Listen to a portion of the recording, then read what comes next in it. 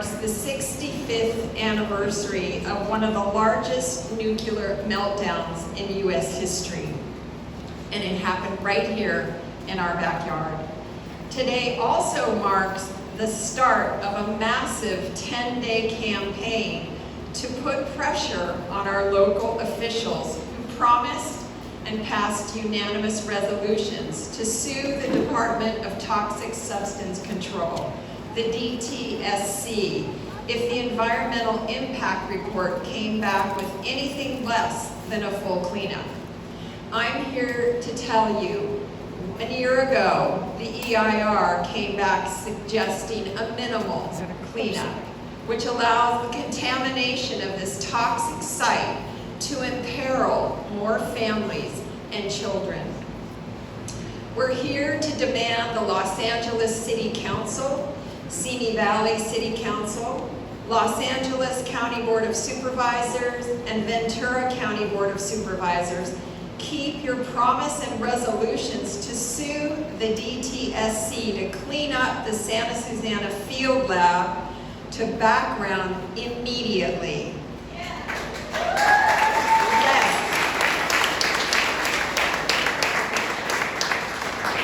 My name is Allison Stillman, and I live in Ojai, California, and I sit on the Ojai Climate Action Committee, and I'm also a legacy member of several international environmental organizations, and I'm now a coalition partner with the Parents Against Santa Susana Field Lab.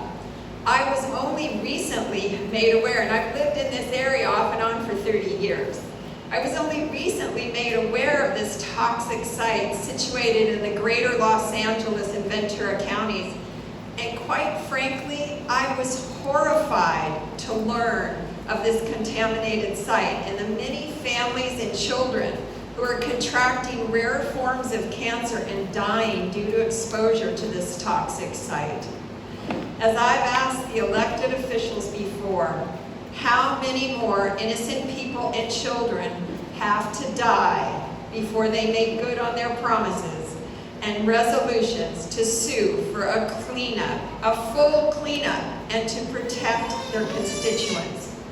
There's also a lot of ways each of you can engage in helping us to get this toxic site cleaned up, and we'll be sharing more about that throughout our program today. Now I'd like to give a warm welcome to Justin Mikita, who is a producer and actor and grew up in Simi Valley, California. Justin is a two-time Tony Award-winning producer, as well as a partner and co-founder of Hawkins Mikita, a social impact firm. He is also a member on the board of directors of the Human Rights Campaign and an LGBTQ activist. Please welcome Justin Mikita.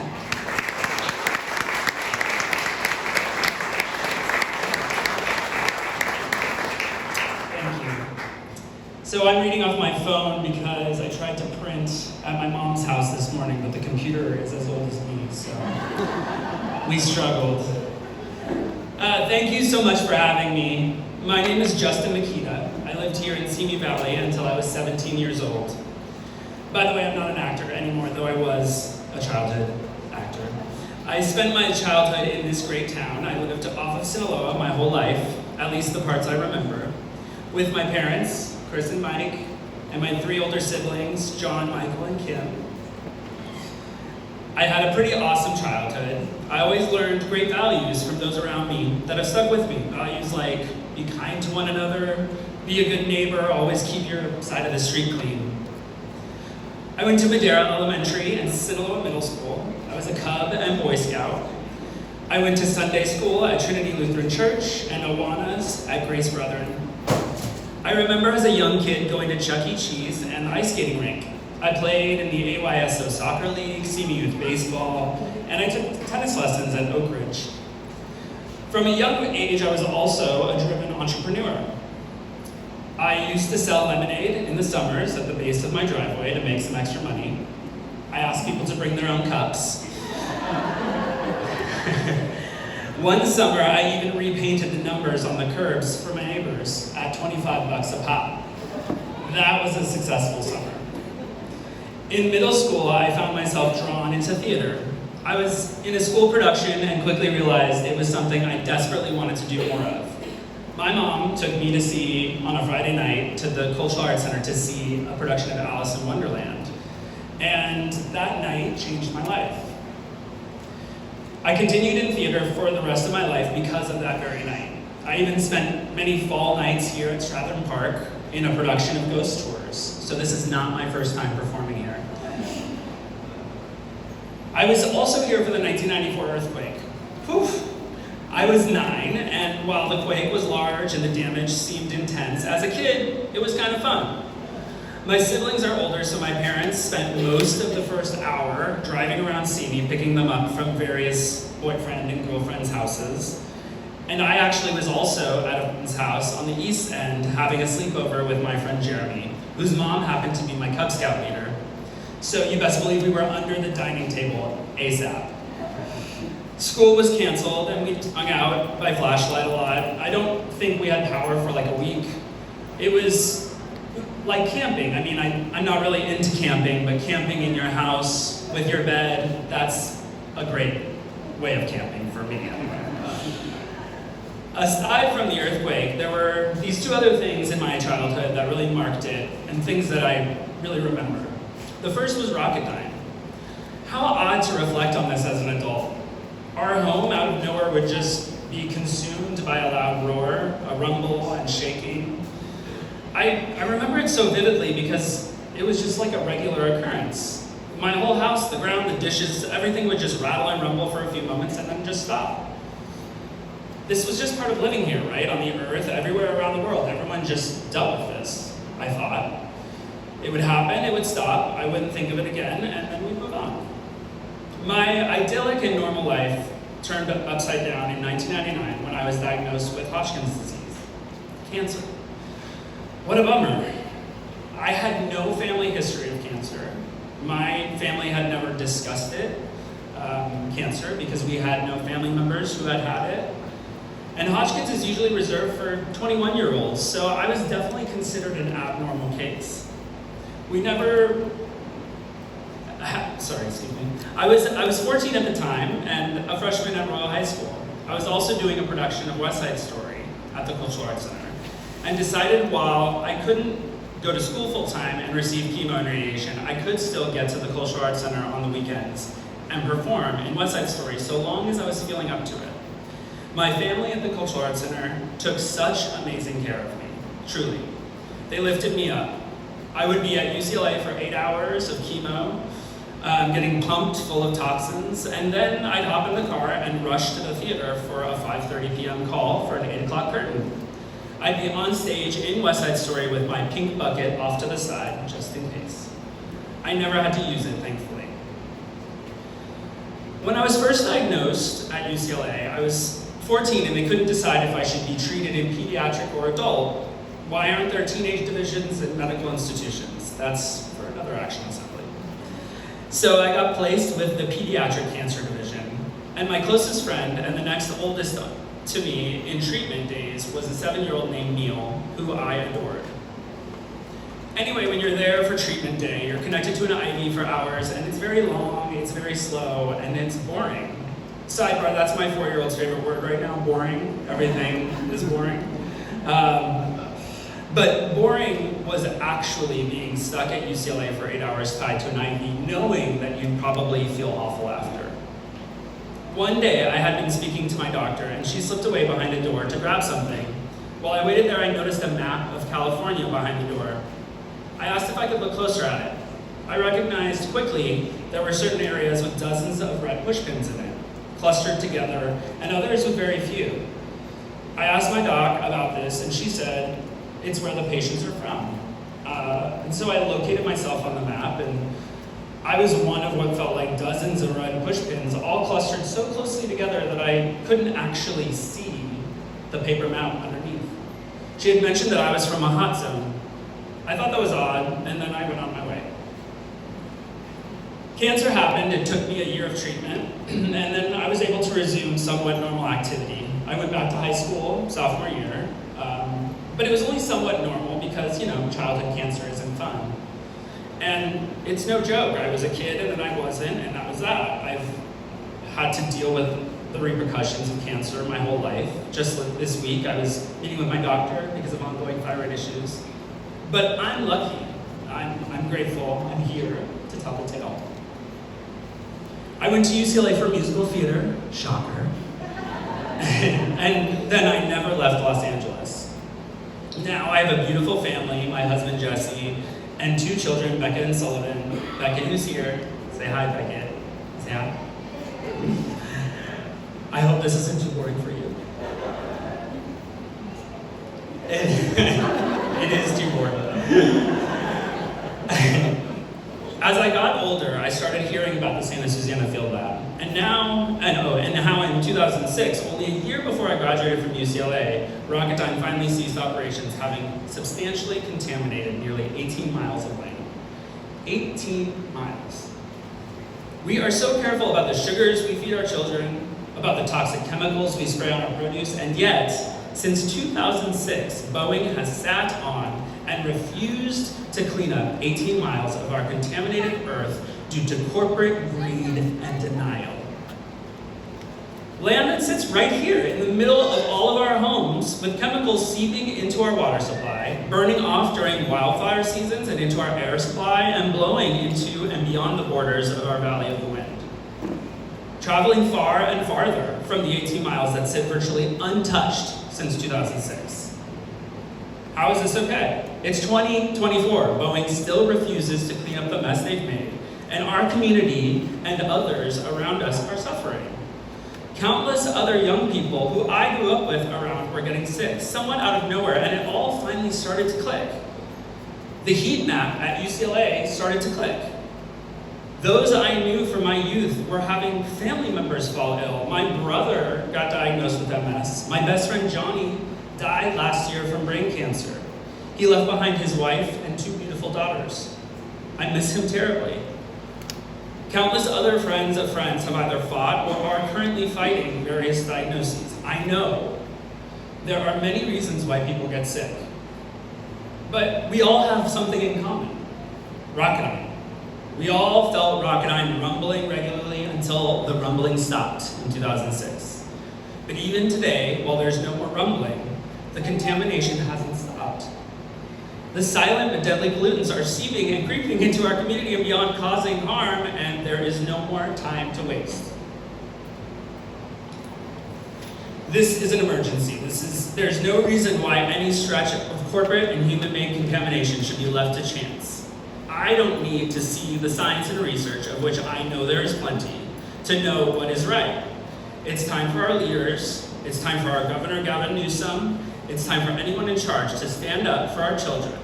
It's time for Boeing to finally be a good neighbor. Yeah.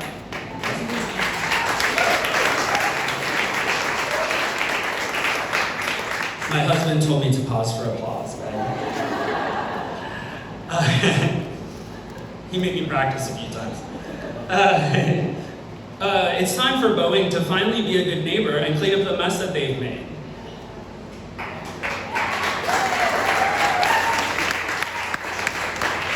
It's time to clean up the Santa Susana Field Lab for my kids, for your kids, and for this great community. Our children's lives are literally at stake.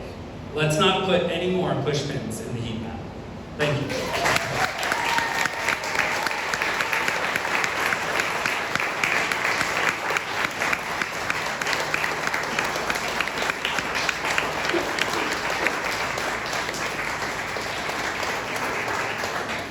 Thank you, Justin. Well said. Our next presenter is the reason many of us even know about the Santa Susana Field Lab.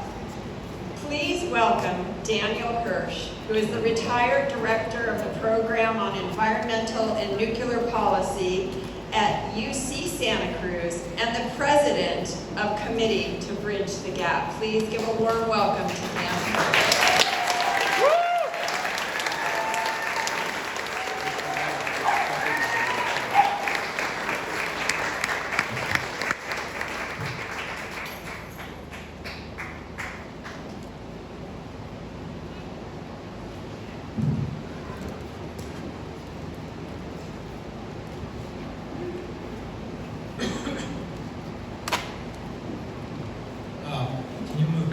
First slide.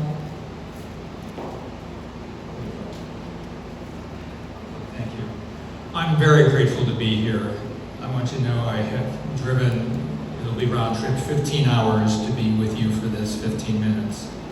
And I'm doing that because for 45 years, ever since students working with me when I taught at UCLA uncovered the meltdown, I've been trying to help get the site cleaned up. And we're at a pivotal point right now. There are key people in this audience who can help make that happen, and all of you can help make it happen. So I'm going to tell you a little bit about what happened 65 years ago today, just above us. A nuclear reactor, Audrey, can you shift? Oh, I'm sorry. We have an awkward situation. I can't see the changes that are being made. Give me 1 second. So, a nuclear reactor called the Sodium Reactor Experiment, or SRE, 65 years ago today, began to melt down in the hills above us. It was in a typical sheet metal building, not airtight, no containment structure of the sort you would have around a modern reactor. In fact, they were intentionally venting the radioactivity out into the environment for weeks afterwards. So this is the SRE building. You'll see it's just on a ridge overlooking Simi Valley, overlooking the Brandeis Camp. Next, please. My students uncovered a series of documents. I brought one with me about the accident. And you'll see at the right a label. I didn't put that label in. That was put in by the Atomic Energy Commission. Melted blob. Students came to me and said, "It isn't supposed to melt, is it?" And I explained that the whole purpose of a reactor is to keep the fuel from melting. When the fuel melts, the radioactivity can be released. Next slide, please. Again, that's the technical term on the upper right, blob. This is very damaged fuel, showing you that the radioactivity got out because the fuel was so severely damaged. Next. More photos of the fuel that my students uncovered. Here is footage that the Atomic Energy Commission made. They never told the public about the accident, but they made a film to train people in how to clean up after a nuclear meltdown. So here you see the fuel melted and then parting, falling to the bottom of the core. Next, you see a worker on top of the reactor trying to measure for radioactivity. Next, you get a sense of the top of the reactor in the first place, the control room. And this I adore, the picture of the worker peering in to the core. You can't read the cap. The cap says, "Your safety is our business, Atomics International." This is from a company that had just cut every safety corner that exists for nuclear reactors. Understand that when the reactor accident began, the power ran out of control. It's called a power excursion. Power was increasing exponentially in seconds. And the automatic shutdown system, the scram system, didn't work. They tried to manually scram it, and even as though they were putting the scram rods in, the power kept going up. It's like putting your foot on the brake of your car and the car is still accelerating. They just barely were able to shut the reactor down from that power excursion, couldn't figure out what caused the accident, and started up again 2 hours later and ran for nearly 2 more weeks in the face of off-scale radiation readings, meaning the radiation levels were so high the meters couldn't read them. Huge power excursions.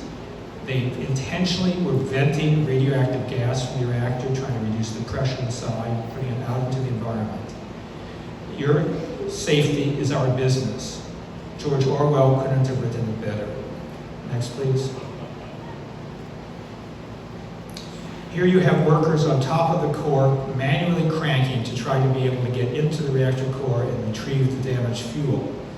Studies that I helped oversee by UCLA School of Public Health subsequently found that workers at the site had markedly increased cancer rates. We have in the audience an extraordinary hero, Bonnie Kuehl, who was single-handedly responsible for getting thousands of workers at the site compensated for the cancers that they experienced.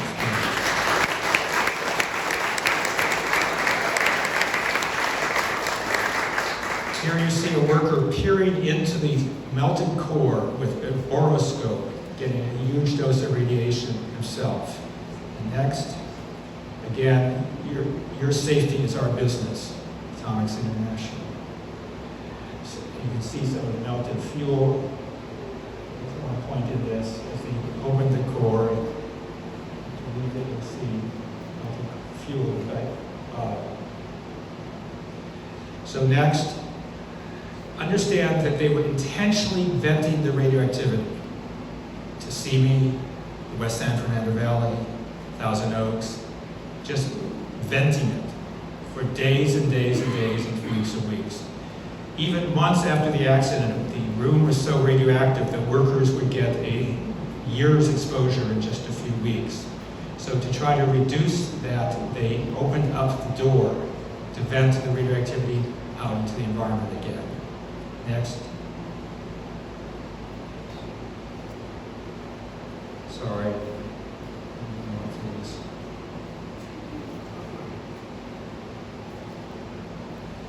This has too much information in it, but there's a reason for it. The SRE that melted was not the only reactor that suffered an accident on this property. There were a total of 10 reactors and half a dozen similar devices called critical facilities. Of the 10 reactors, at least 4 are known to have had serious accidents. To the right of the sodium reactor experiment, and I can't point to it for you, but there is an AE6 reactor. A few months before the meltdown at the SRE, the AE6 had a release of fission gases of radioactivity. There is a reactor called the SNAP-8 that in 1964 had an accident very similar to the SRE. It was operated with clear evidence that the fuel was failing, and rather than shutting it down, they ran it for months and months more. It's inconceivable. Right below it is the SNAP-8DR that in 1969 had a similar accident, again running for months with clear indication of failed fuel. There's a burn pit in which radioactive wastes were illegally burned in open air for years, and the waste dumped over the side into that children's camp. And the airborne material, of course, falling out widely. There was a hot lab where radiated nuclear fuel from around the country was shipped in to be declad, and there were nuclear fires in that hot lab. And there was a plutonium building. Plutonium is the most dangerous material on Earth. A millionth of an ounce will cause lung cancer with virtual 100% certainty if inhaled. Next, please. That wasn't all. In addition to all that nuclear work and all that radioactivity released, there were tens of thousands of rocket and missile tests that occurred over decades. They released huge quantities of toxic materials to air, soil, and water. To give you one example of how irresponsible this was, they used trichloroethylene, TCE, a toxic solvent that's dangerous in drinking water at 5 parts per billion. They used 1 million gallons of it to flush out the rocket engines the way you would use water to clean off your driveway, but they were using a toxic chemical. And 500,000 gallons of that seeped into the soil and the groundwater at the site, and is still there. Next. So there's contamination by over 300 toxic chemicals, such as perchlorate, PCBs, TCE, and dioxins, and dozens of radionuclides such as plutonium, strontium, and cesium. And they've been detected at elevated levels in soil, groundwater, and or surface water. Next, please. Federally funded studies found that that contamination hasn't stayed on the mountain. And why would it? Gravity works, and gravity brings the contamination down to all of you.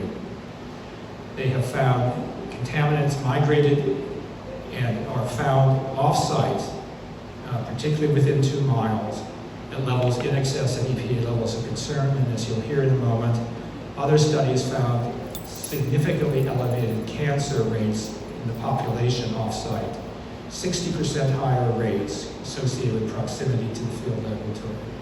Next, please. You all know where the field lab is. It's up on a mesa. There are more than 700,000 people who live within 10 miles. So they are in Ventura County, LA City, Simi Valley. And the only people now who can help save their lives are the supervisors and city council members for those local governments. Because as you'll see, Boeing has broken its promises. The Department of Energy and NASA have broken theirs. The State Toxics Agency has broken its. And our only hope now is for local governments to do what they have said. Next, please. So now let's talk about the decades of broken promises. In 2007, there was a consent order signed, and in 2010, an administrative order of consent. Both of these required a full cleanup of the site to background. It's a term you're going to hear a couple times.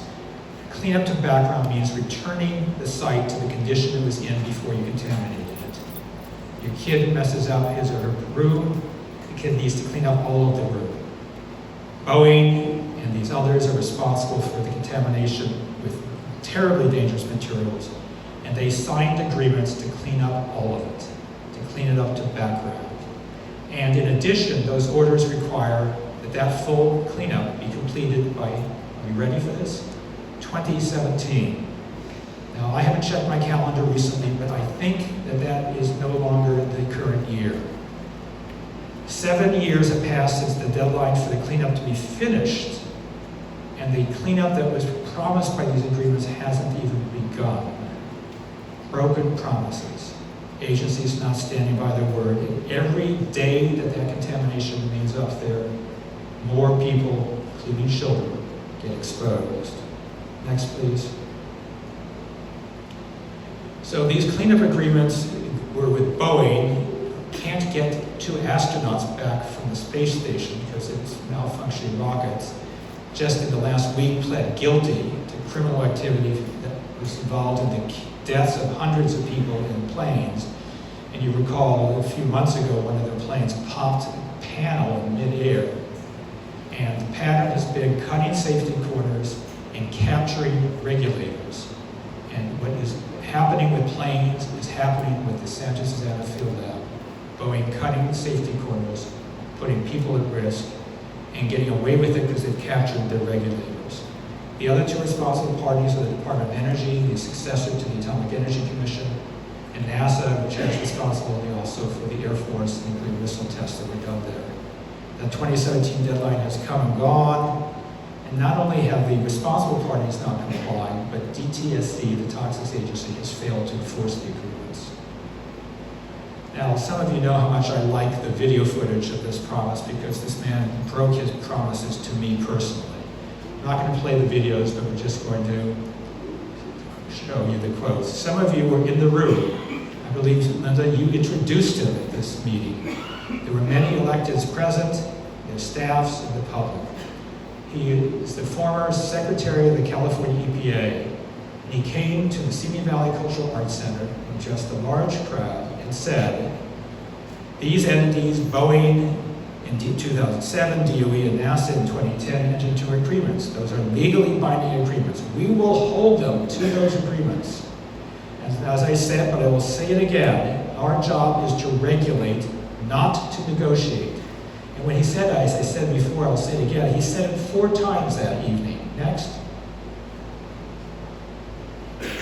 We're really not here to negotiate it.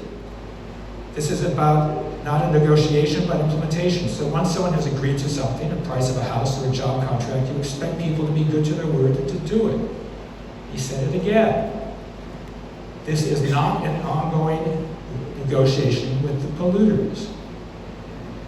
Less than a year later, his toxic agency initiated the very secret negotiations he had pledged to all of you he would never enter into, and kept them secret.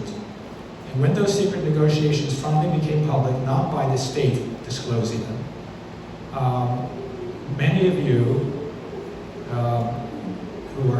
officials wrote, as you'll see in the next slide, criticizing, and this was to Blumenfeld himself, criticizing them for entering into secret negotiations, criticizing them for not fixing the problems with the environmental impact report, criticizing them for weakening the cleanup standards, and not enforcing the agreements. The letter on the left was signed by, among others, Janice Parvin, the mayor of Moore Park, Councilmember Lee, whose chief of staff is here representing us today from LA, and Linda Parks, one of our honorees today. On the right is a letter from Senator Padilla and 4 congresspeople, several of whom have represented us here today, expressing the same concern. And as you'll see in the next slide, the state wrote back promising that there would be no breaching of these agreements in these negotiations, that the negotiations were to hold Boeing responsible for the orders that were already signed, not to supersede it. But as you'll see in the next slide, when they released the agreement 2 years ago, it directly said that the 796-page agreement superseded the 74-page order that they had promised to enforce. Next. So they signed that in May of 2022 and did so despite promises to the contrary, with no opportunity for input from the public, no opportunity for input from local governments, and no environmental review. A sweetheart deal between the Boeing company and the Newsom administration. And what it did is it relieved Boeing of the vast majority of its obligations for cleanup. Next. That deal massively weakens the cleanup that was promised. If you compare the cleanup standards that they secretly agreed to with the ones that were in effect before, depending on the contaminant, they allow tens or scores of times higher levels to remain, hundreds of times weaker standards, and even thousands of times weaker standards. Next. They claimed that they had strengthened the cleanup, but when you look at the actual numbers, 176 of the chemicals, the cleanup standards were weakened, and only 6 were tightened. It's exactly what you would expect if a polluter like Boeing goes into closed-door negotiations with an entity like the Toxics Agency. Next. Now, you know that there's been a lot of rhetoric about how they are so concerned about the wildlife up at the field lab, which is pretty hypocritical considering that they have so much contamination that is putting those wildlife at risk. But they also weakened the wildlife cleanup standards. 181 of them got weaker, only 3 got tightened. Next. So here we're coming down to the big problem. On July 28th of last year, in other words, in a few days we'll be coming up on the 1-year anniversary, the Department of Toxic Substances certified its final program environmental impact report. The City of LA had sent in very critical comments about the draft. Ventura County had submitted very critical comments. LA and many of the public here today all ignored. The final PIR breaks the commitment for a cleanup to background, and not just for Boeing, but for the Department of Energy and for NASA. Next. Here are the key points. Those 2007 and 2010 cleanup agreements have been long supported by Ventura County, LA County, LA City, and Simi Valley, and the community.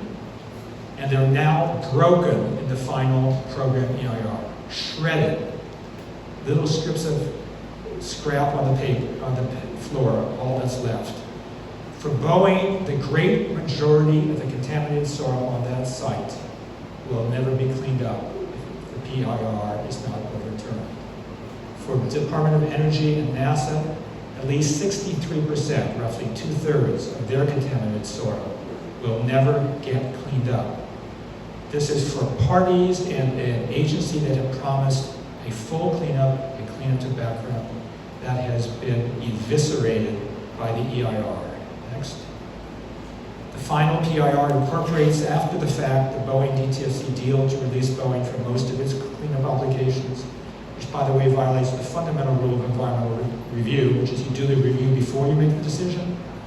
Here they made the decision to give Boeing what it wanted and then did a post hoc environmental review without circulating that for public comment.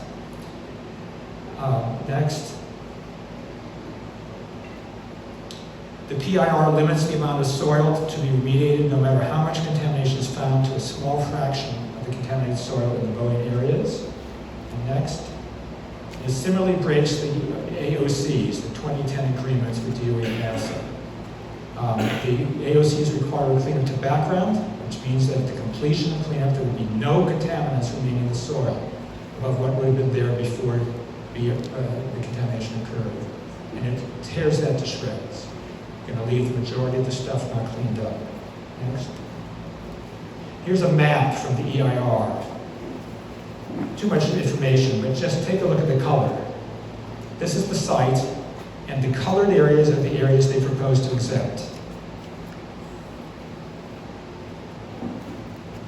And every bit that they exempt puts you and your children at greater risk, because it's on a hill, and that stuff wants to get off the hill.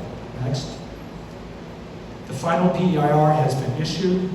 It breaches the agreements, it violates the long-standing commitments to full cleanup to background, and unless there is action to reverse DTSC's broken promises, San Susana will remain contaminated in perpetuity, and the area's residents will be at perpetual risk.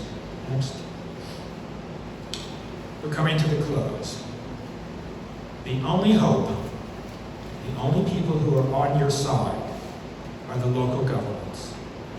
The local governments have pledged legal action if the environmental impact report was issued and broke the commitments to a cleanup to background. They drew a line in the sand, and that line has been crossed by DTSC in the issuance of the EIR. Next. This is from a resolution by the City Council of Los Angeles, directing the city attorney to initiate litigation in the event that either the Department of Energy or the Toxics Agency takes action to approve their respective final environmental documents relative to the cleanup of Santa Susana in a fashion inconsistent with the Council's previously expressed desire that it be cleaned up consistent with the agreement and cleaned up to background. Directing the city attorney to sue if the EIR comes out with anything less than a cleanup to background. Next. Ventura County Board of Supervisors. I think, Linda, you may have helped draft this.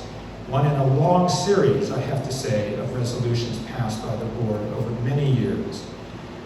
Unanimous vote by the Ventura Board of Supervisors in 2022, directing pre-litigation activities for potential litigation if the parties responsible for cleanup adopt a program for cleanup at a lesser level than cleaning up to background. And that's exactly what's happened once again. Next. LA County Board, earlier in 2022, very similar resolution, recommitting to clean up to background and directing the county council to start working on litigation should the EIR come out in a way that violates the 2007 and 2010 agreements. And then the city of Simi, next.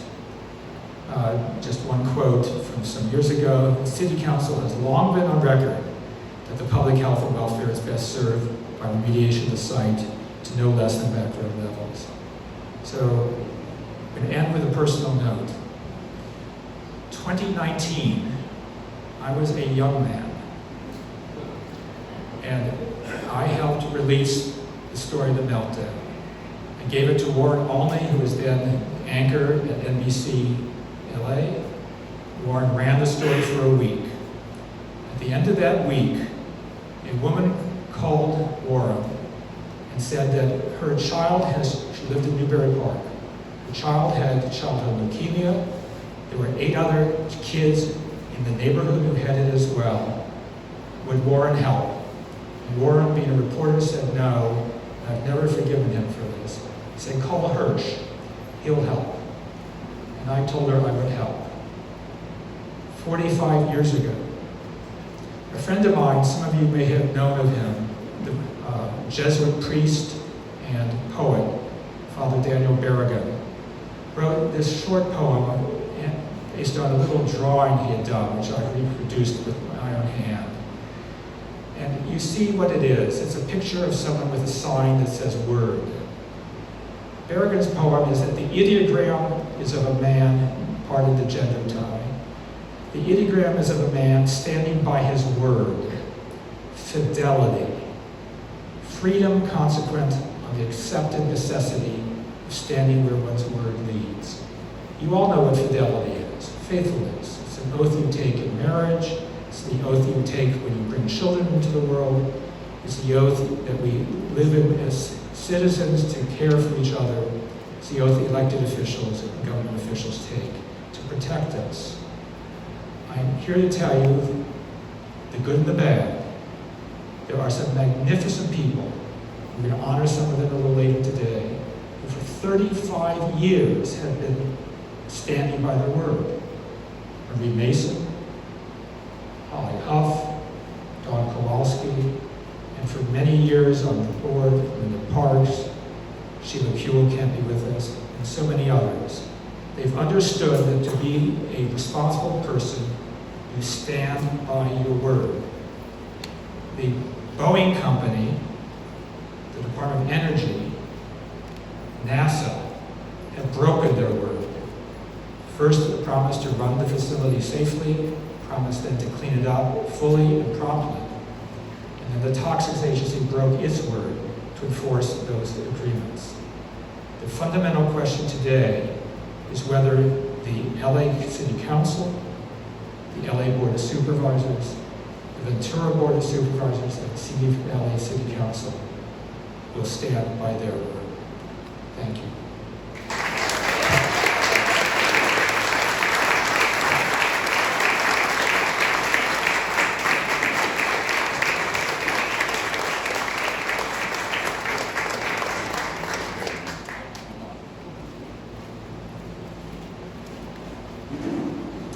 Wow. Now you know why I say this is a somber occasion. Our next speaker is Dr. Robert Dodge. Dr. Dodge is a family physician practicing in Ventura, California, and he is co-president of Physicians for Social Responsibility, Los Angeles. His work and advocacy is focused on nuclear weapons abolition, environmental health with an emphasis on the health effects of climate change and toxic contaminations of our communities, working in coalition with impacted communities. He considers this issue a natural extension of his practice and a prescription for survival. Please give a warm welcome to Dr. Robert Dodge.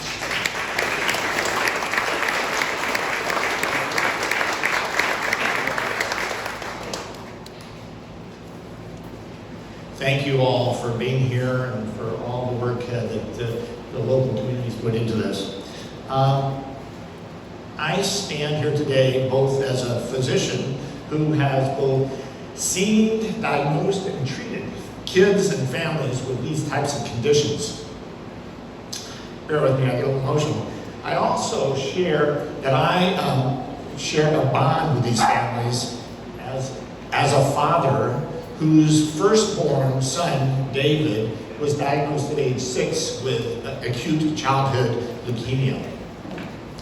David went on to relapse at age 8, again in his senior year at Ventura High at age 17, and finally as a senior at the University of California, Santa Barbara in the Global Studies program. His fourth and final relapse landed him a bone marrow transplant. That was weird science at the best as a scientist, but did cure him of his leukemia. But with a bone marrow transplant, the bone marrow is now the executor.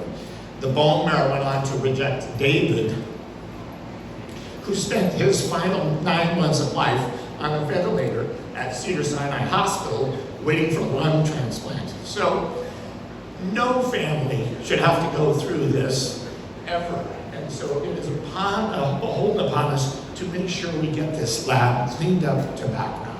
Thank you.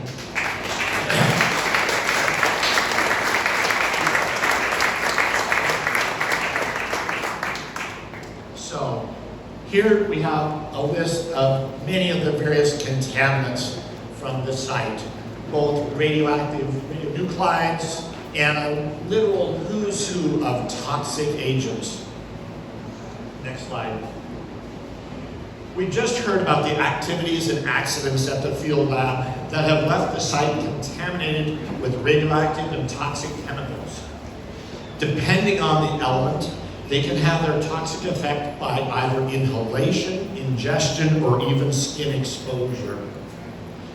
Radionuclides and toxins we discuss look to the body like life-giving elements, and they're incorporated into our cells and tissues where they can have their deadly effect for years to come. Here's a list of many of the prevalent radionuclides.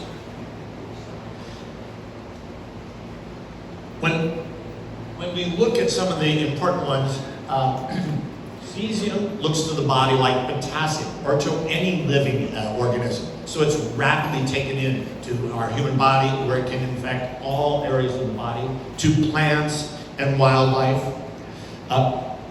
Strontium-90 is not a naturally occurring substance. It only occurs from nuclear explosions. And to the body, it looks like calcium. So it's taken up and incorporated into bones and teeth, particularly growing children's teeth, where it can go on for years and years to increase the risk of childhood leukemias.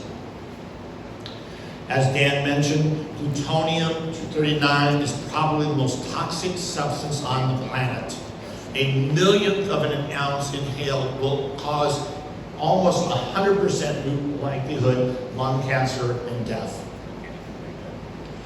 We're familiar with the half-lives of radionuclides, the time it takes for a radionuclide to decay to 1/2 of its original value.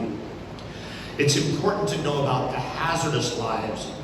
Hazardous lives are how long that element can continue to be toxic to the community around. And that equates to roughly 20 half-lives. So on behalf of cesium, strontium-90, that have roughly 30-year half-lives, the hazardous life is roughly 600 years. So that's why when these polluters talk about, well, it's years, it's been 65 years. These contaminate for up to 600 years. Plutonium-239, again, has a half-life of 24,000 years, or a hazardous life of roughly 500,000 years. Next slide. The health impacts and risks of radionuclides have been based on the, quote, reference man. Unfortunately, sometimes in science and medicine over the years, we've had a little ageism, and sexism. The hypothetical reference man is a 20 to 30-year-old Caucasian male, and it's traditionally been used in radiation protection regulations and guidelines. Unfortunately, the most impacted are children, women of childbearing years, and the elderly.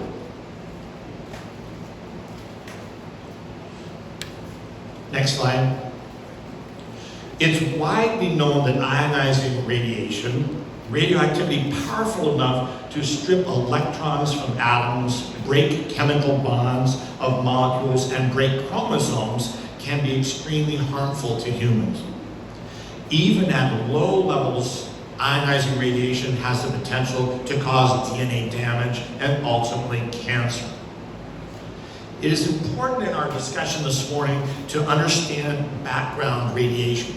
Background radiation is the radiation that exists all around us, all the time. Whether you're getting a suntan, whether you're taking a jet trip across the United States, whether you're sitting on a granite stone, or whether you're eating a banana contains potassium-40, which is a naturally occurring radioisotope. What happened in 2006 is the National Academies of Sciences released their BEER report, which stands for the biologic effect of ionizing radiation. And that report was landmark in identifying that there is no safe level of radiation exposure above background. Any amount can cause an increased incidence of cancer. Next slide. We see radiation effects that are immediate. You know, most of us have seen pictures of the children in Hiroshima that, you know, had burns and lost their hair. These were the immediate effects. Hair loss, diarrhea, again, bone marrow suppression. These are the immediate effects. We also see long-term lasting effects called the stochastic effects. These are effects that occur, boom, on exposure now, and are largely related to how much your exposure is, but are very random and can last for years and years to come. So again, stochastic effect, the long-term effects, they occur by chance, and I think about them as like a computer. You know, all of us have a computer. We get distracted. The computer goes to sleep. In this case, think about years, decades, and then you come up and touch it. Boom, it's alive.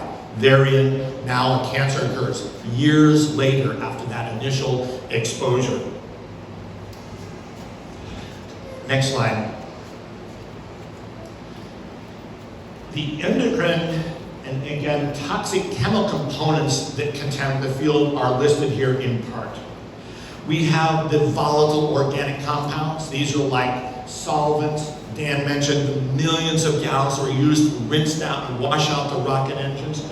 These impair immune function, damage liver, kidney. They cause impaired heart function, and large exposures can cause unconsciousness and death. There are perchlorates, which interfere with iodine intake into the thyroid and can cause thyroid cancers. There are dioxins, which are, again, contaminants that are carcinogenic. There are PCBs, which can cause serious effects on liver, reproductive, developmental organs, and heavy metals like lead. Lead is also a heavy metal of which there is no safe level. You know, as a also pediatrician, I have to screen children for lead exposure. I typically do that at age 2 because lead can cause learning disabilities. It can cause blood dyscrasias, okay? And ultimately cancer and infertility.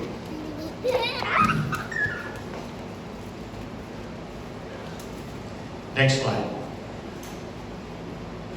Unfortunately, none of these contaminants remain on site, just as Dan has mentioned. The site is on a hill. Well, by gravity, things roll down the hill. Or when it rains, they wash down the hill. Or when it blows, they are disseminated across and aerosolized across the land. Or when there's a fire, like the Woolsey fire, which started on the site of the field lab, it is dispersed across the basin. This slide shows some of the off-site soil contamination that has been noted. And you can see, I don't want to get a busy slide, but just various toxins that have occurred through the years. Next slide. This slide depicts locations of off-site water contamination in wells, in seeps, in springs, that then goes on and basically contaminates the groundwater. Next slide. This shows the slide just again, they're all busy and they don't need to focus. These are areas where we've seen off-site, again, surface water contamination in excess and violation of the Los Angeles River and Ventura County areas.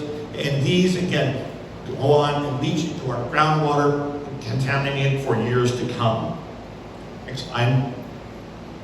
Following the 2018 Woolsey fire, which I mentioned started on site, an independent study found radioactive contamination in the surrounding communities. And again, you can just spot these that occurred. And they went all the way out to the Santa Monica Mountains. Next slide.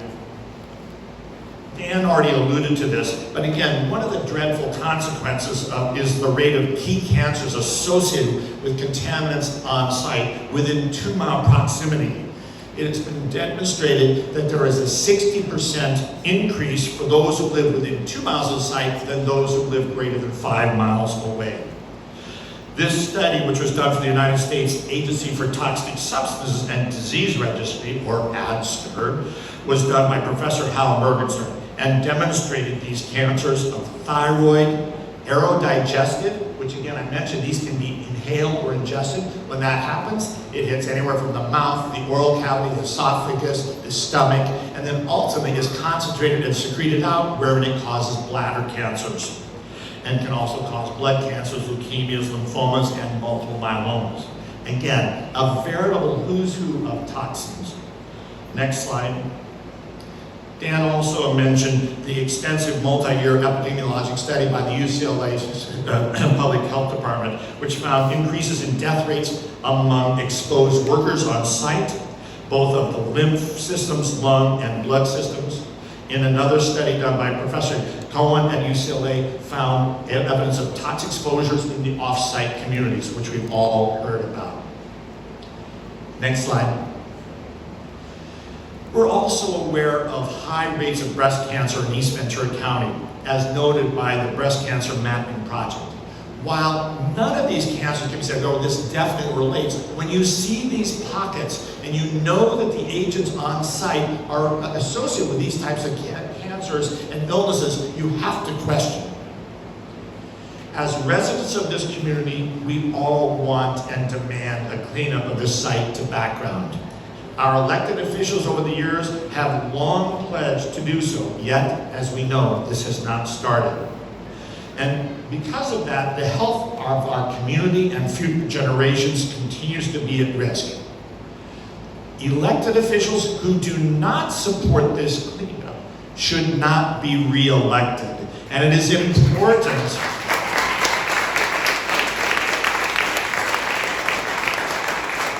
that we identify the sources of their campaign contributions. Thank you so much.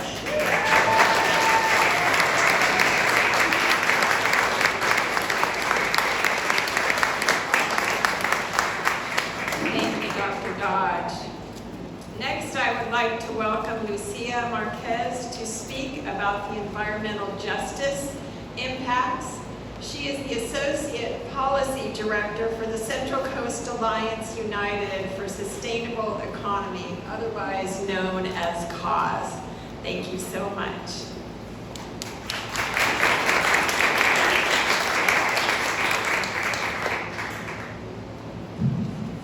Hello, everyone.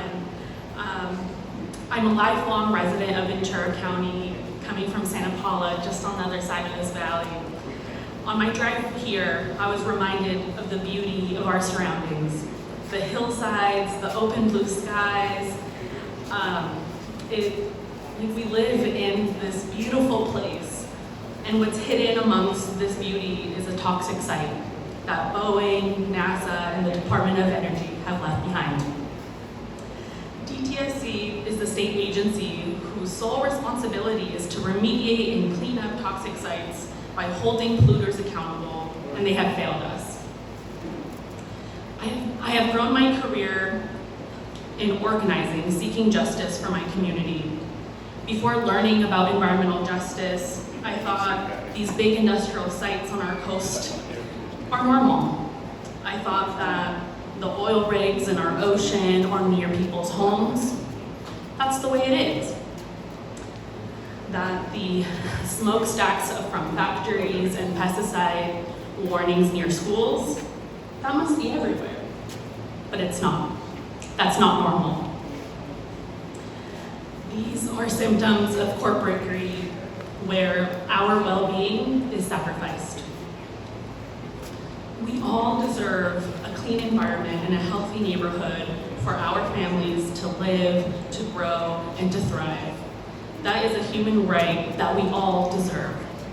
But too many of our communities have been sacrificed for the benefit of polluting corporations, where they deplete our resources, pollute our air, our water, soil, and it's our health and the health of our children who pay the cost. 65 years of inaction is shameful.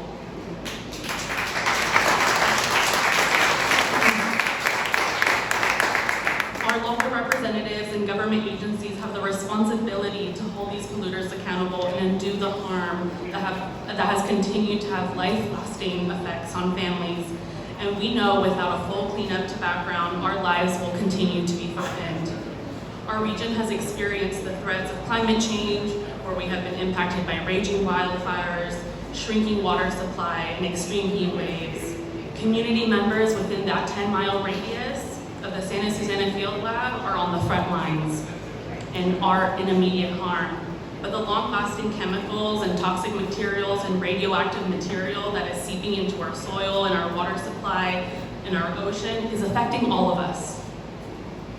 Cause stands with you, with the parents against the Santa Susana Field Lab, and demand that Los Angeles City Council, Simi Valley City Council, Los Angeles County Board of Supervisors, Ventura County Board of Supervisors, and keep your promise to sue DTSC to clean up the Santa Susana Field Lab to background immediately.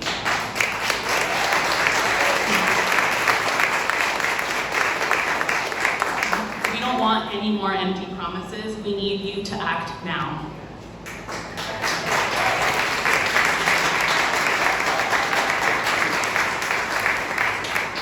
Thank you, Lucia. And now I want to introduce two of the most courageous and powerful women I have ever met, who have tirelessly been advocating for this cleanup. Their stories speak volumes to why we all need to join this campaign to get this site cleaned up.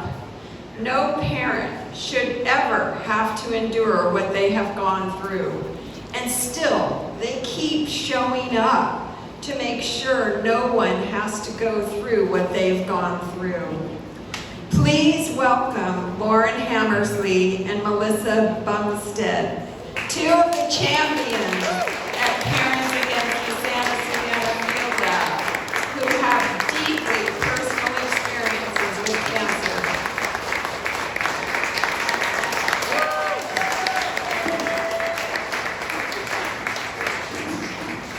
Thank you. Like Justin, my printer didn't work this morning, so I'm also reading from a phone, but I didn't try it at my mom's house, so. Yeah, thank you so much for being here today. Melissa and I met when our daughters were both going through treatment, and we started getting to know one another and started realizing how close we lived to each other, and we both thought this is kind of strange. And then we met more families. Families that lived on the same block, families that lived in the same neighborhood. And we said something's wrong here, and we discovered the Santa Susana Field Lab. I grew up in Moore Park, and I never really heard about the field lab except for urban legend. It was kind of this mid-century atomic fluff that we all kind of heard about, but it was never really a true danger to our community. So when we discovered this, it was just such a shock to me, because I grew up in Moore Park and I had settled in Simi to raise my family. And at the time we had 4 young children, so I was in a state of shock, but also desperate parental protection, because I thought, what have I done? I have caused my child's cancer by choosing to live here. But let me back up and start with a statistic. Every 2 minutes, a child is diagnosed with cancer somewhere in the world. So that's about 700 families that hear the words, your child has cancer, every single day. But in our community, that statistic is higher. And hold on, let me go back to where I was. Oh yes, so that is higher in our community. In April 2013, completely unaware of how widespread this disease really was and how the Santa Susana Field Lab was affecting our family, we became one of those families that heard those words. It was spring of 2013, and our family of 6 was kind of enjoying life, as every young family can. Our son Micah was 6, our daughter E was 4, Hazel had just turned 2, and we had a 5-month-old baby named Jonah. At the time, we thought our life was chaotic with 4 children, but we kind of had very little worries. We were growing up here in Ventura County, where it was safe and beautiful and community-oriented. But on a Wednesday in April, our journey with childhood cancer began. Hazel, who had rosy round cheeks and a mop of curly hair and a very, very broad vocabulary. Everyone thought she was 4 years old when she was 2. She always seemed older than she was. She was playing with me and her 4-year-old sibling, and out of the blue she began crying in pain, saying she had owies. She kept pointing to her stomach, to her back, to her diaper. She couldn't quite explain where, but she just said it hurt. By that Friday, she was still complaining of pain, but then was now extremely lethargic, wouldn't eat anything, and and she spiked a very high fever. And my mommy instincts were telling me something was really wrong, but no matter how many times I called a pediatrician, it was just brushed off as a normal flu. Coffee, thank you, Luke. Yes. But I knew something was wrong, and I demanded to see the pediatrician that Friday morning. And after a quick exam, I turned to the doctor and I said, I don't know why, but I think she has cancer. And she said, no, that doesn't happen. This is probably appendicitis, maybe something with her liver, but she's extremely dehydrated, so go to the ER immediately. They did an ultrasound, and as a mom of 4, so 4 pregnancies, I was very familiar with how ultrasound should go. They were lingering too long, so I just knew. That evening, they told us that she had a Nerf football-sized tumor in her 2-year-old body, and it was categorized as stage 3 high-risk neuroblastoma, and she was treated at the stage 4 protocol. From that emergency room, we were transferred to Children's Hospital Los Angeles via ambulance, and we were really thankful that we caught it just before it started spreading. But like I said, she was still treated on the stage 4 protocol. And in those days and the weeks following that, we just kept asking ourselves, how are we going to do this? How can we care for 4 children while one is fighting for their lives? How can we give our precious baby chemo? How did this happen? And there was just so many how questions, how? And then we realized there really isn't a how. You just have to keep taking the step forward every single day, and that's what we're still doing now. Of course, our little Hazel made the journey through cancer much easier and brighter and lovelier than we could have ever imagined. She truly led us all in the fight, and I oftentimes found myself envious of her ability to just push aside the cancer and live life. She would play hide and seek in the halls while still attached to an IV pole, not realizing it was giving away a location. She played in the playroom. Her and Grace spent many times singing happy birthday to each other while at the hospital, playing dolls. They had American Girl dolls with no hair, so it was really wonderful. And at that time, when she was 2 to 3 in that first fight of cancer, she was still very sure of who she was and what she wanted. And she had a very strong will, as Melissa can attest to. And it was oftentimes a challenge to parent a 2-year-old like that, a 2-year-old who was going on 25. But she was challenging and full of sass. She was also blessed with this spirit, because I know it was instrumental in her fight to come. And even though her big personality would be exhausting at times, it came with the other side of the coin. The side where all the good, the joy, the silliness, the zest for life, the thoughtfulness, the generosity just poured out of her. Now, almost immediately after her diagnosis, we began what would be 15 long months of treatment, including about 30 doses of chemo, an 8-hour tumor resection surgery, countless unplanned hospital stays, a stem cell transplant that led to such life-threatening complications, she ended up in the ICU in a coma for 4 weeks. And she just barely survived. But then she had to continue treatment. She did 20 doses of radiation and 6 months of immunotherapy that was only just developed because of some clinical trials. Oh, and she was also put on the drug Accutane. And as a lot of you in this room know and have witnessed, Hazel never really let cancer get her down for long. She would feel and experience her feelings of fear and stress and pain and anguish, but she could quickly push it aside and get right back to being a kid. That's what these kids with cancer do.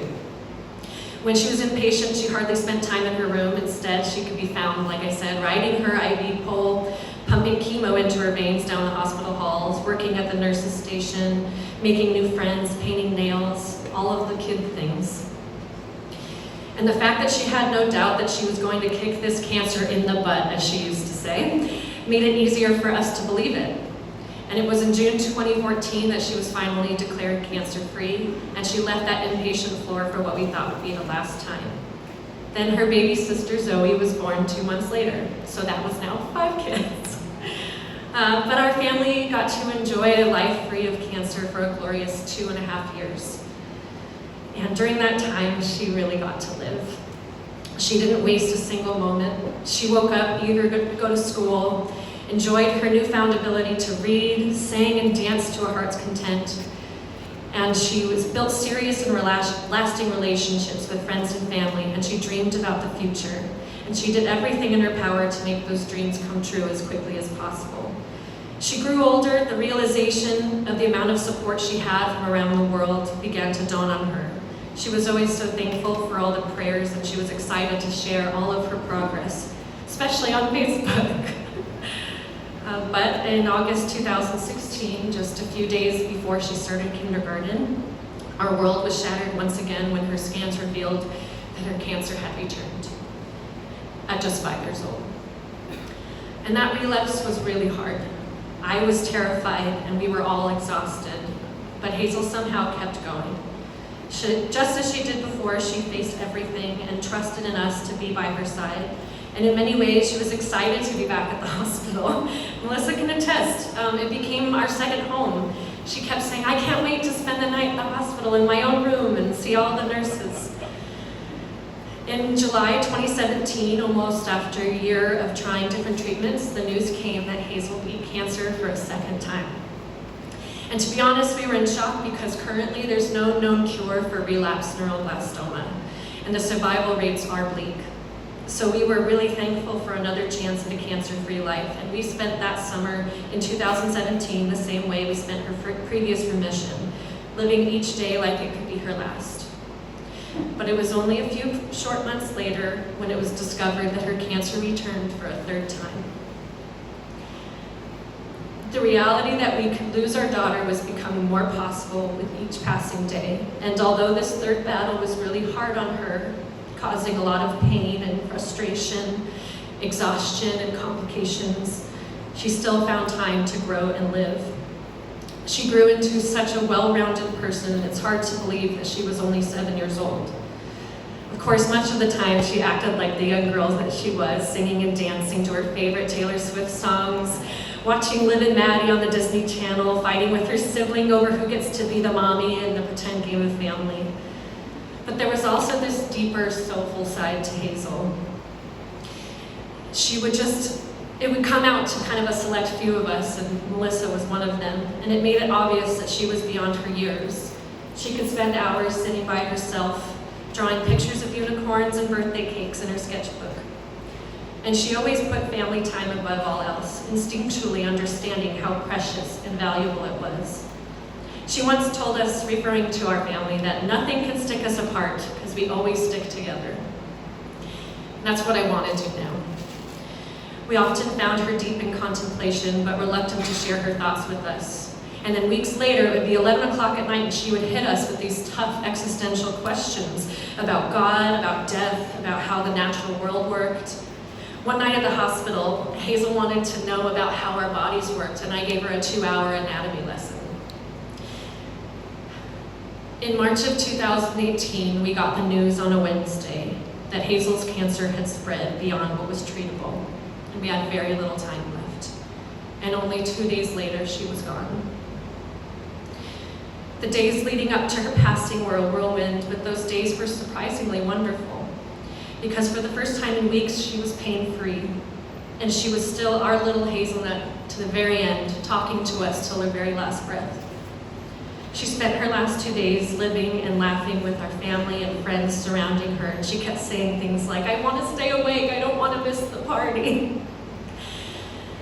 But even while in between waking and sleeping, she poured out her soul in a way that she never had before. She shared her thoughts and visions, which she usually kept close to her heart and in her head. She spoke of being surrounded with kittens and puppies. She sang songs and was experiencing what we believed to be a little slice of heaven. One of the last things she said was that the butterfly came back to us because it missed us, but now it's home where it belongs. And I feel like Hazel is that. And I miss Hazel every day, obviously. And I can't say for sure whether or not this Santa Susana field lab caused Hazel's cancer, although I'm pretty sure that it did. I do know for certain it caused someone's cancer. And this is just one of many stories of many children fighting cancer.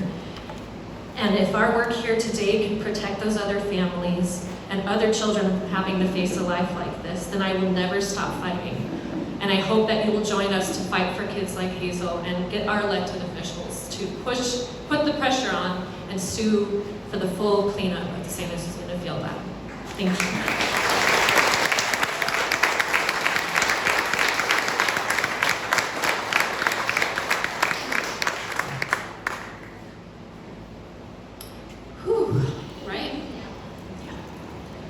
You know, I bet you're wondering, how can she say that so calmly? And it's because for cancer moms, and we have other cancer parents here today, and we've got some people who just finished treatment, cancer survivors. You have to learn how to get through.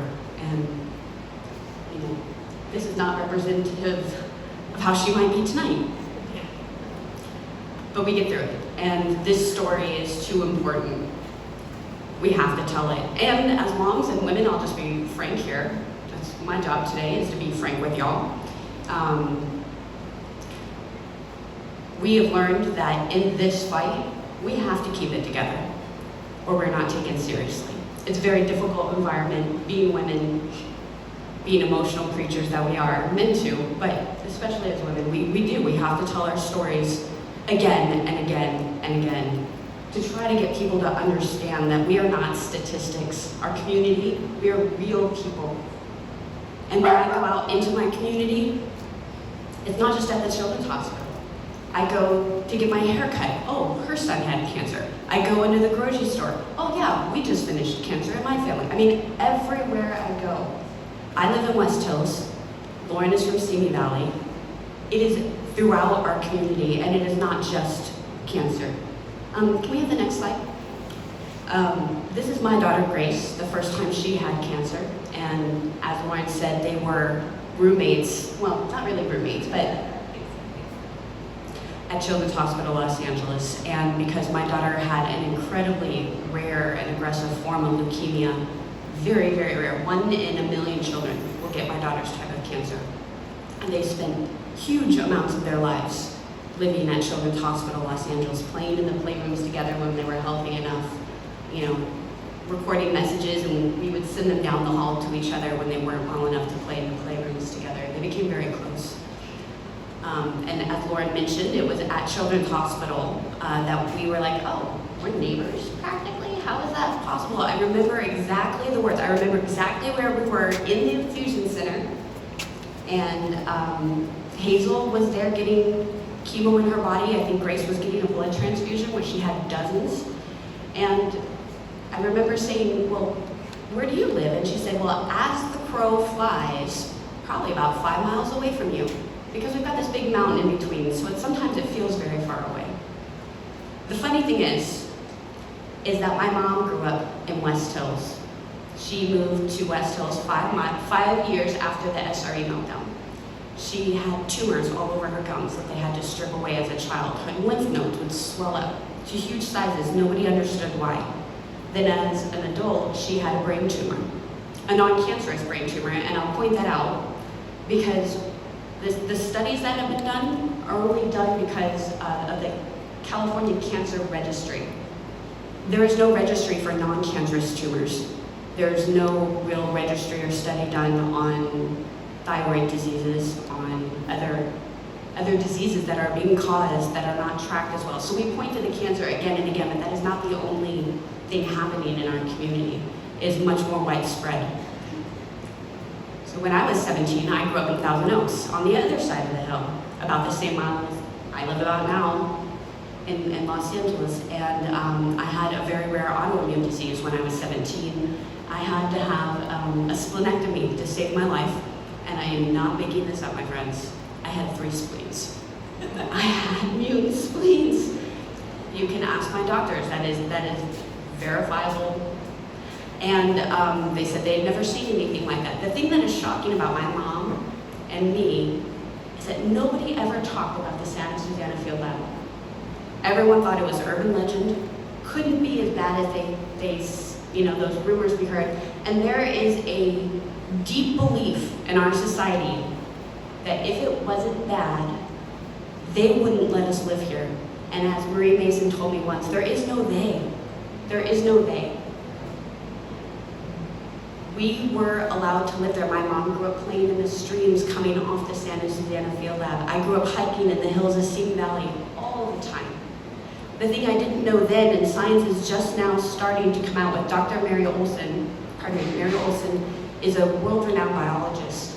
And she's doing studies on radiation and how when a woman is exposed, and I'm gonna give you a little biology here, we already have our eggs, right? That means that our eggs can be impacted by the radiation. What does that mean? That means that our children, before they're even born, are being exposed to radiation and toxic chemicals. So sometimes the disease that we see in our community is not even from the first generation, or not from immediate exposure. It can be from a previous generation's exposure. That science is important to understand, because you've probably heard some pushback. Oh, the perchlorate here is just from farming. Oh, my whole family's never been impacted. I've lived on this site for, near it for 40 years. I never got cancer. Cancer is much more complicated than that. As Dr. Dodge pointed out, there's latency periods. There is adult women being exposed. Sometimes 3 generations can be exposed. If a woman is pregnant and her child is a female, and that female embryo's eggs can be impacted by radiation. In one shot, 3 generations can be impacted by the Santa Susana Field Lab. It wasn't until my daughter was diagnosed with cancer that someone first said, what about the Santa Susana Field Lab? I don't even know what that is. Even before we knew the word, we knew something was wrong, because we had been told how rare our children's cancers were. And we knew that in America, every year, 15,000 children are diagnosed with pediatric cancer out of 72 million children. That's how rare pediatric cancer is. So you shouldn't have a kid in treatment down the street from you, behind the high school, at the park, and everywhere we went. Not in the hospital, out of the hospital.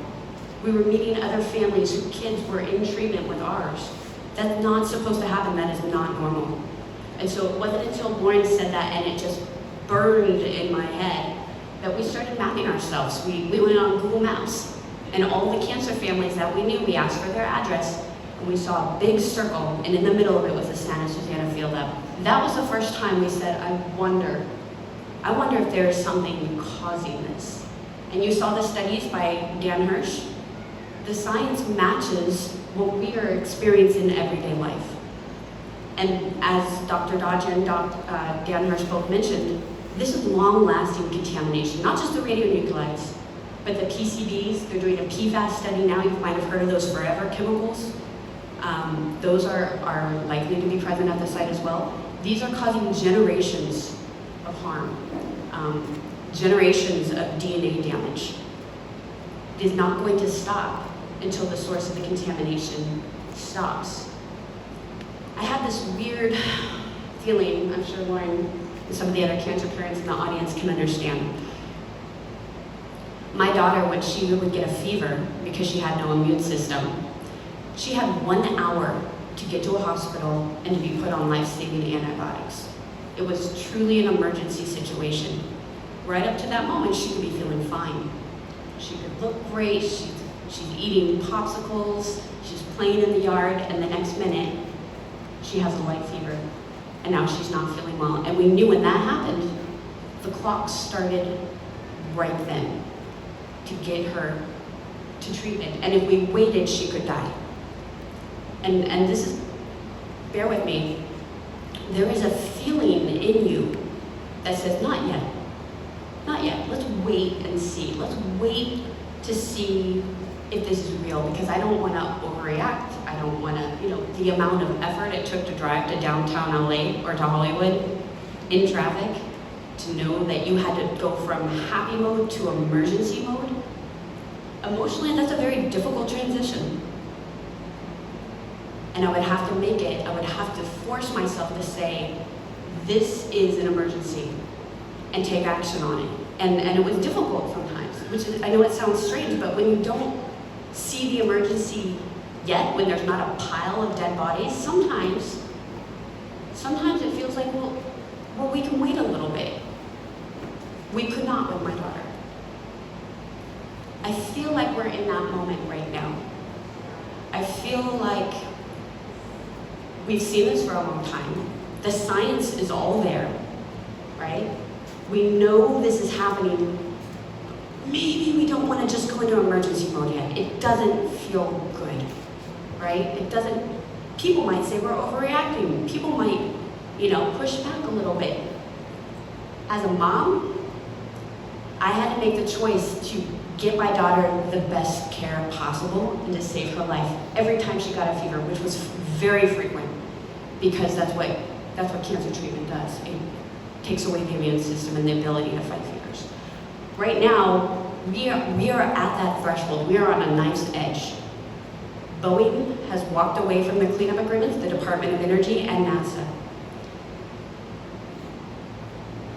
What we see here in the community is alarming. But can I tell you that this is happening across California and it is happening across the nation? And to me, I have a benefit that maybe some of you may not have. I'm involved in coalitions across California, and they are all seeing the same pattern from the DTSC, that Department of Toxic Substance Control, the regulating agency for this cleanup. The exact same pattern. They cut corners, they don't listen, they say this is how we do it, and you are safe.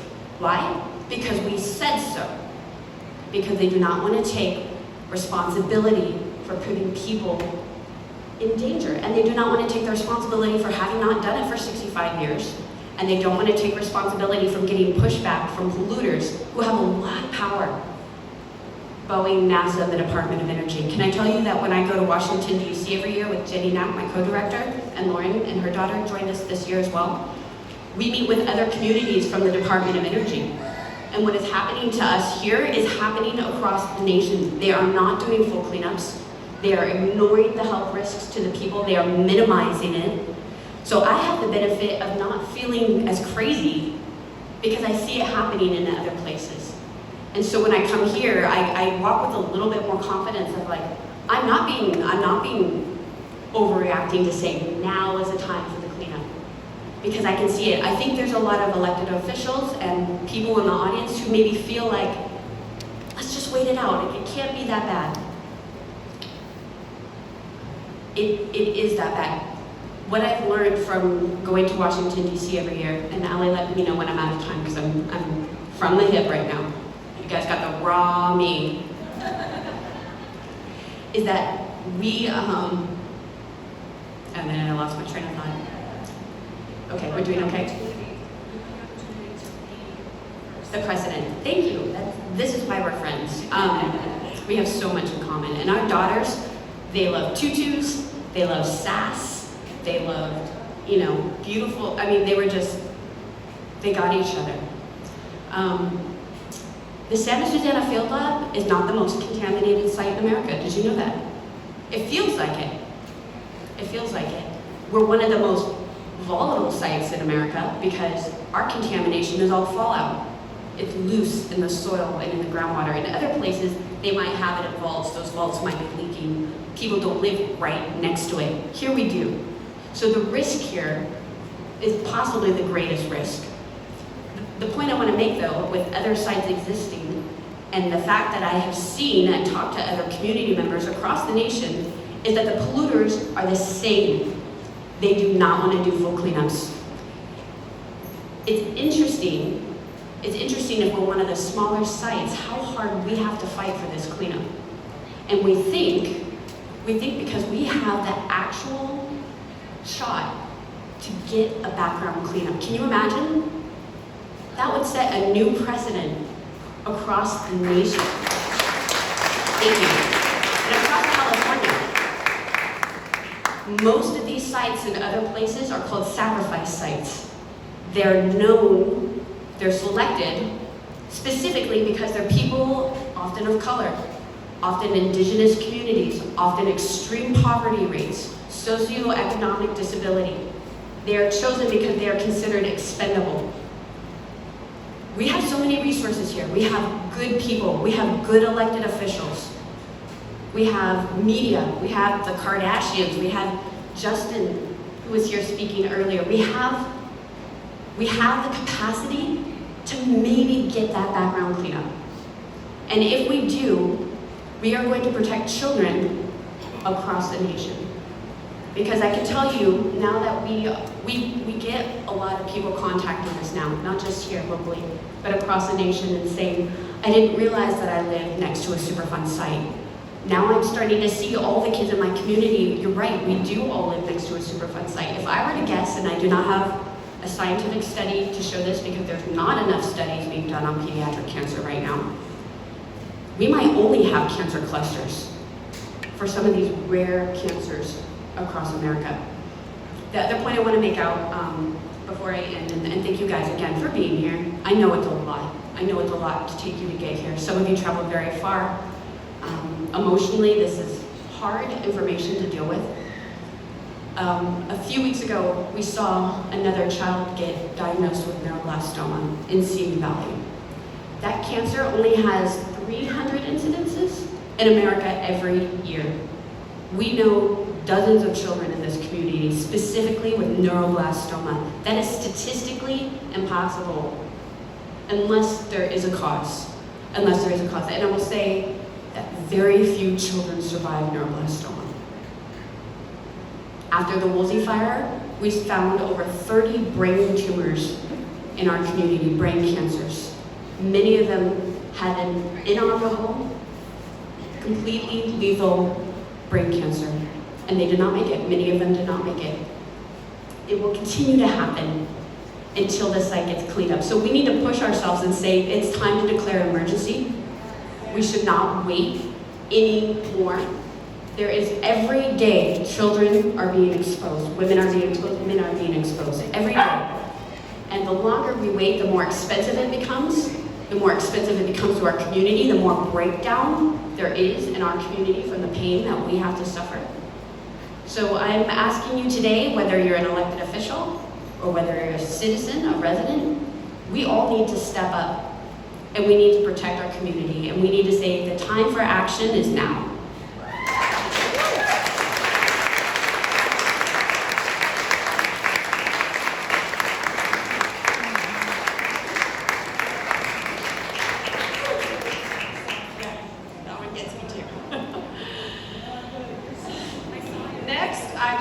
Invite Audrey Ford, who is the Associate Director at Committee to Bridge the Gap, to speak about the current environmental impact report.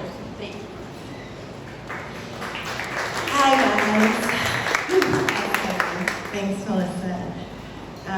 Okay, so my name is Audrey. I work with Dan Hirsch as an Associate Director for Committee to Bridge the Gap. We're a small little nonprofit up in the Ben Lomond Hills outside of Santa Cruz.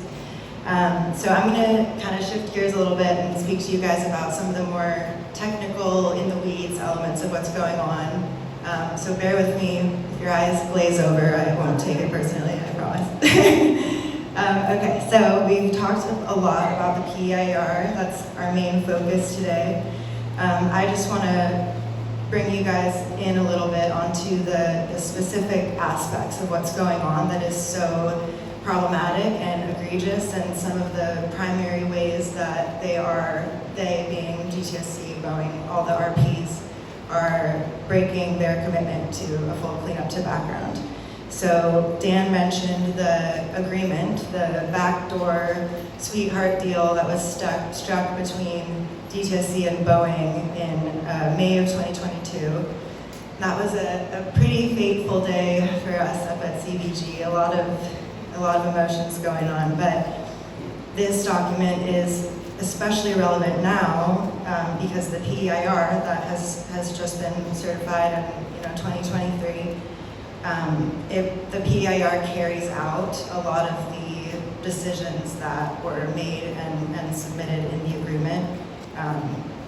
It's a very sneaky way to, go back on their word and sneak in under the radar some of these exceptions that, the general public would not have approved of or been okay with. It says a lot that they felt the need to do it secretly and pretty slimy in our opinion. I bring up the agreement document because part of what's a little bit tough to understand when reviewing these documents is that DTSC very intentionally does not outright state, we are doing this, we are doing cleanup to background, we're not doing cleanup to background. A lot of the times, the work that we do at CBG or at the Committee to Bridge the Gap, is kind of analyzing these different documents alongside each other and then piecing together the very vague and evasive language that they use to try to understand, okay, what are they actually saying? What are they committing to doing? So I'm going to talk about 3 of the kind of, I think easier to grasp, more tangible and still important issues that have come up that were made clear after the PEIR came out. So the first one I want to talk about is very blatant, very easy to understand.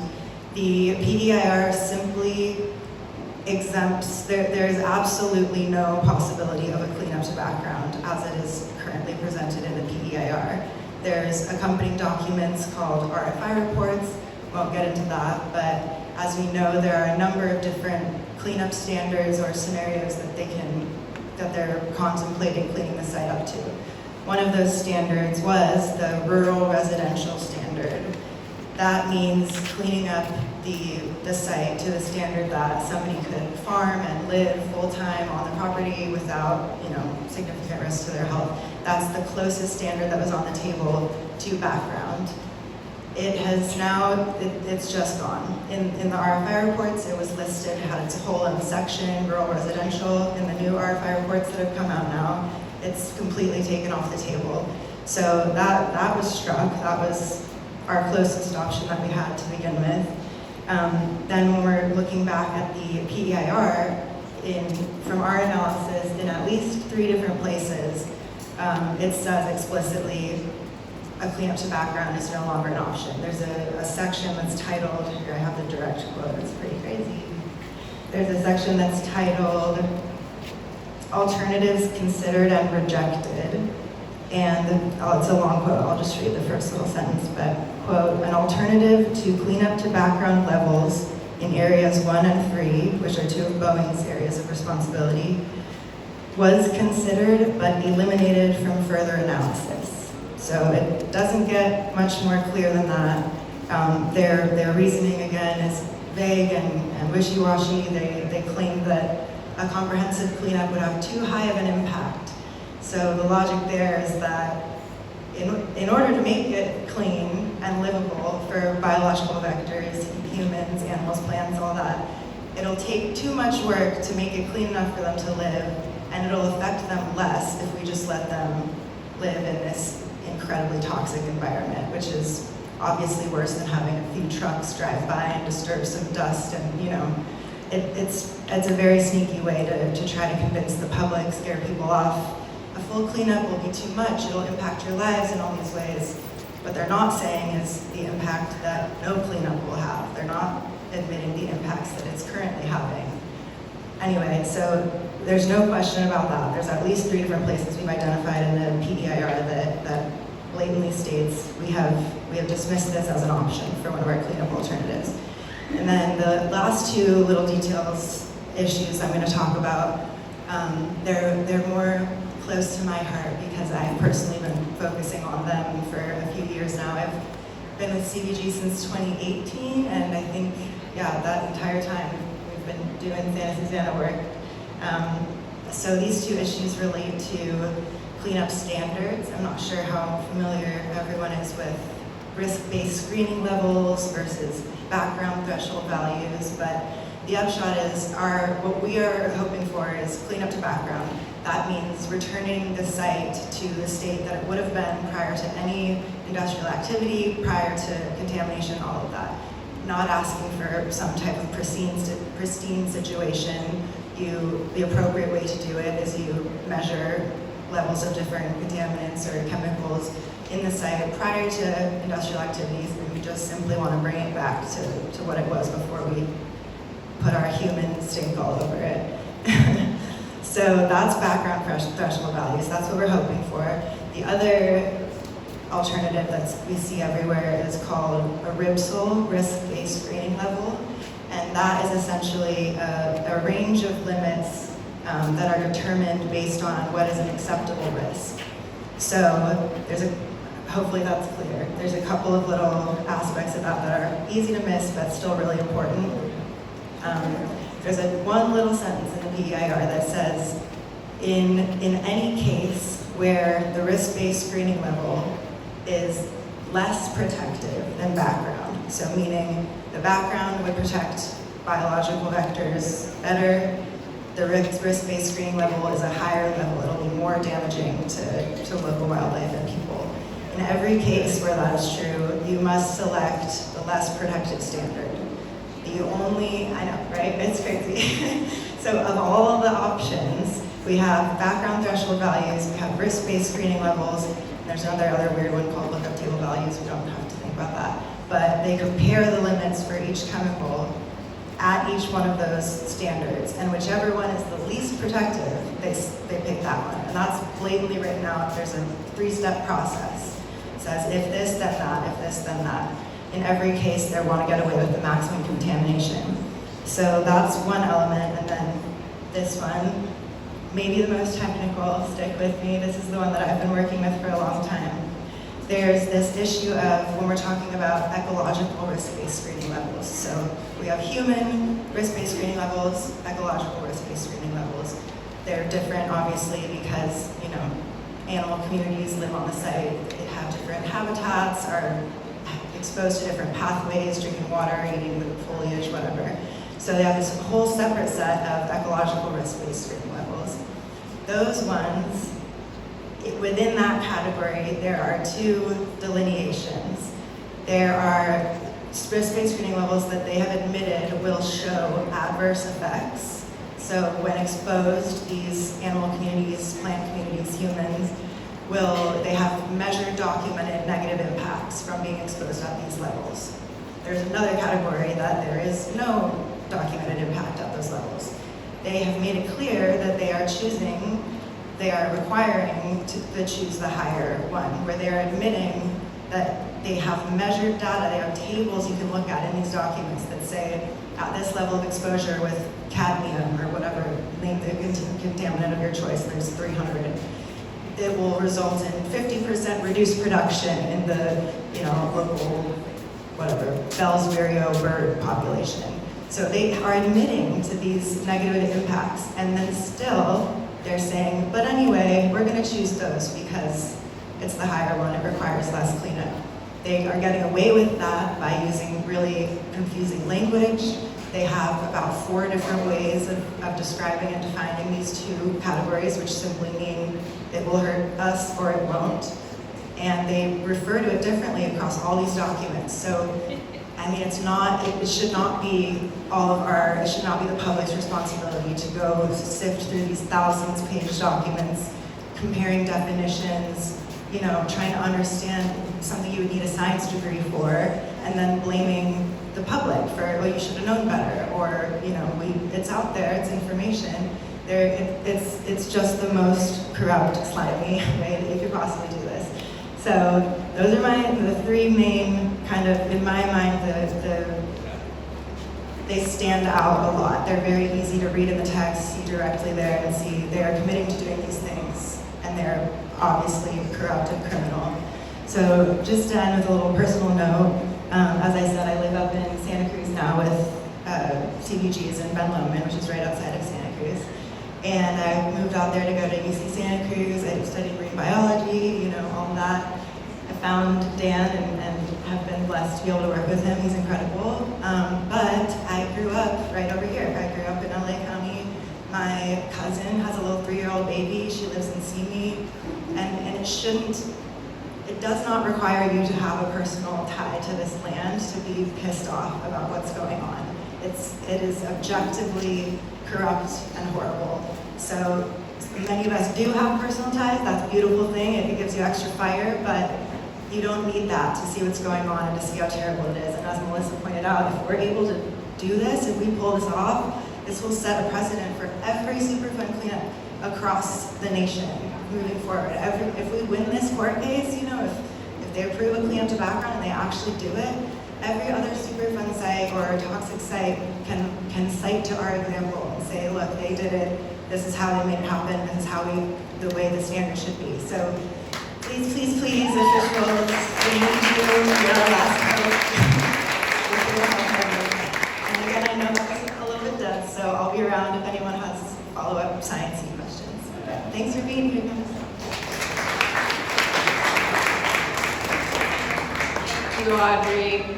I'd like to invite Melissa and Jenny Knack, another co-director of Parents Against Santa Susana Field Labs, to give out a few awards. Yeah. This is the fun part, you guys. You know what?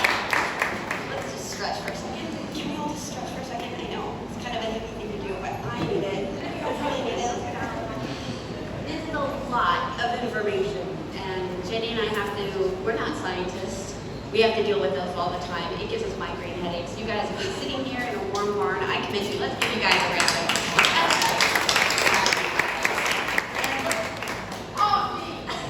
What about me, Lou?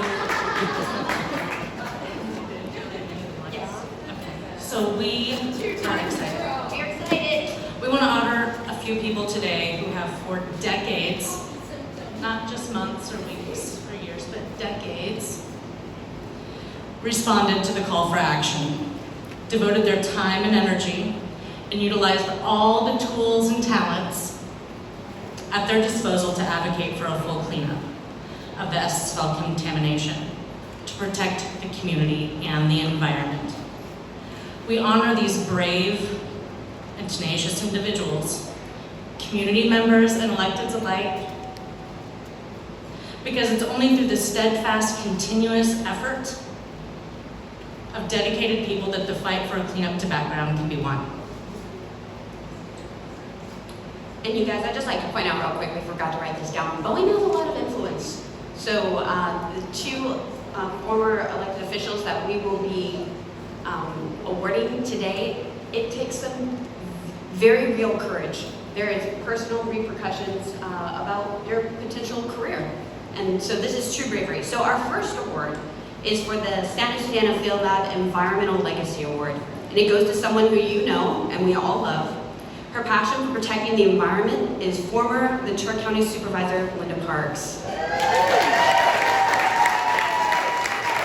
Linda served as a strong champion for the SSFL cleanup on the board for 19 years and prior as a Thousand Oaks City Council member. Early on, Linda's advocacy helped save Amundsen Ranch, currently known as the Upper Las Virgenes Canyon Open Space Preserve, from a planned $2 billion development. She saved that space for us.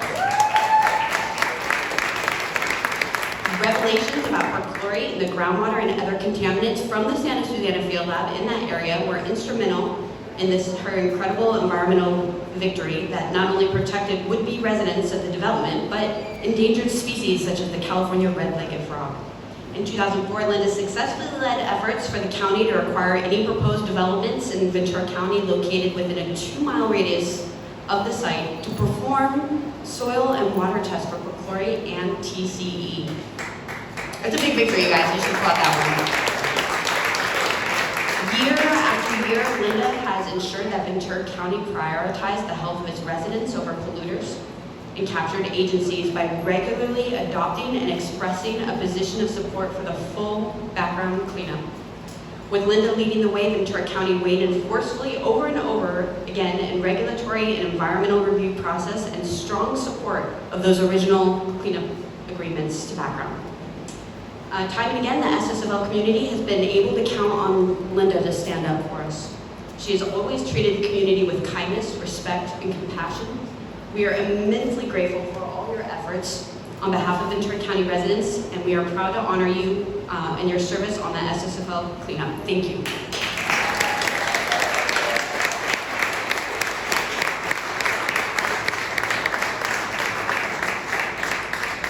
Thank you so much for the recognition.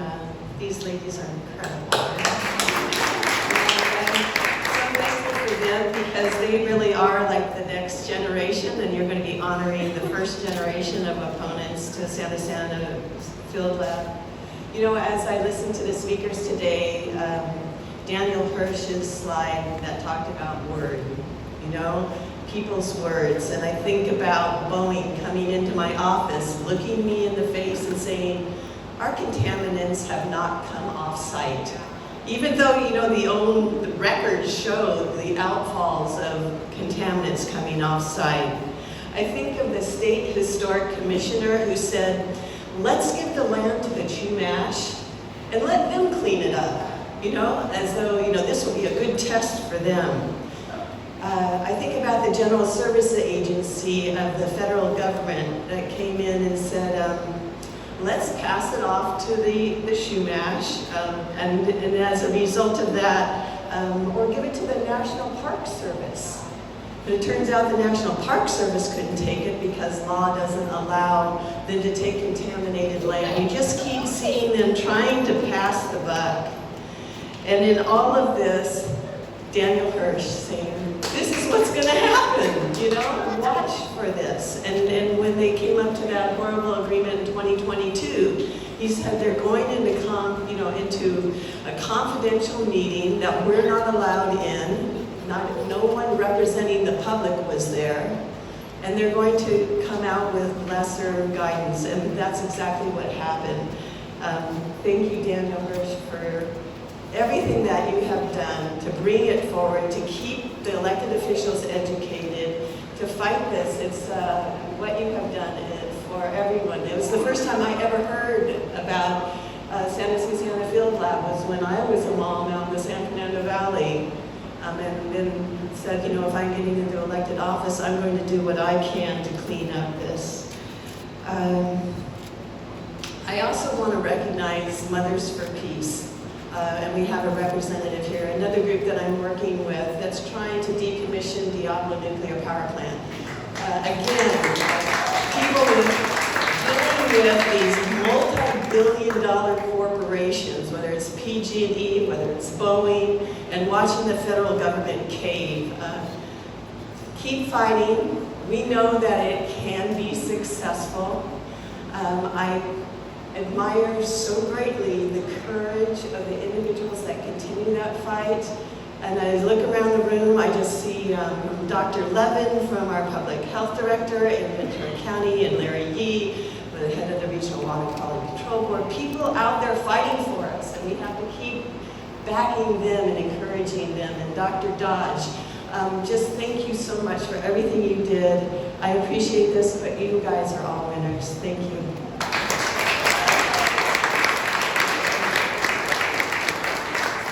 For our next award is the Civic Legacy Award. And unfortunately, former Los Angeles County Supervisor Sheila Kuehl could not be here today, but we are still incredibly grateful for her legacy through decades of service in the state legislature and as a LA County Supervisor. She played a pivotal role in shining the spotlight on the health impacts of the Santa Susana Field Lab contamination. As state senator, she co-authored legislation along with then Assembly Member Julie Brownlee.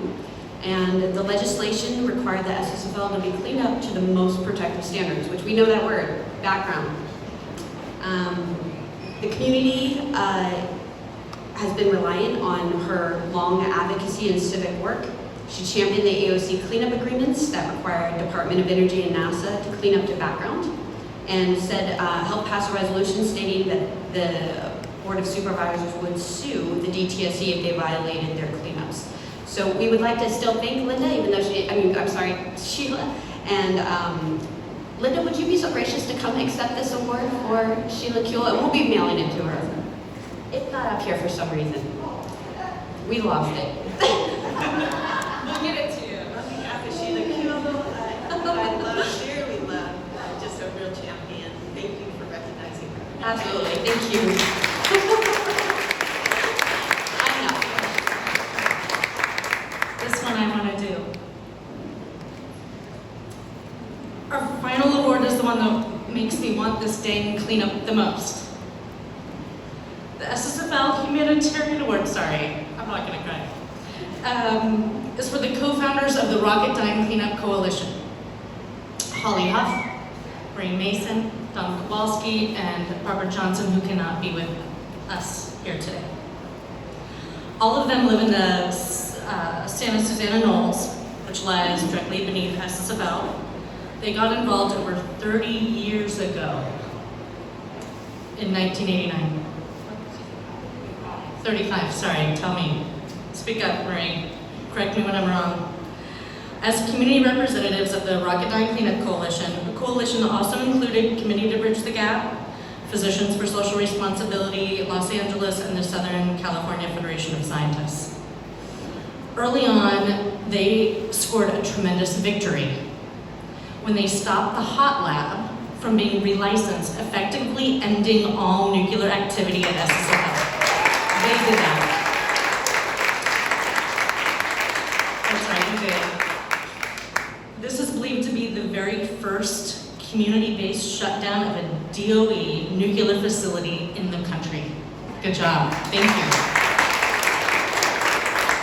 Marie, Colleen, Donna, and Barbara were also instrumental in getting oversight panels that included community members, enforcing DOE to fund the epidemiological studies without having any vote or say in its conduct. So those studies found increased deaths among SSFL workers exposed to radiation and chemicals, and increased cancers in the off-site population related to proximity to the site.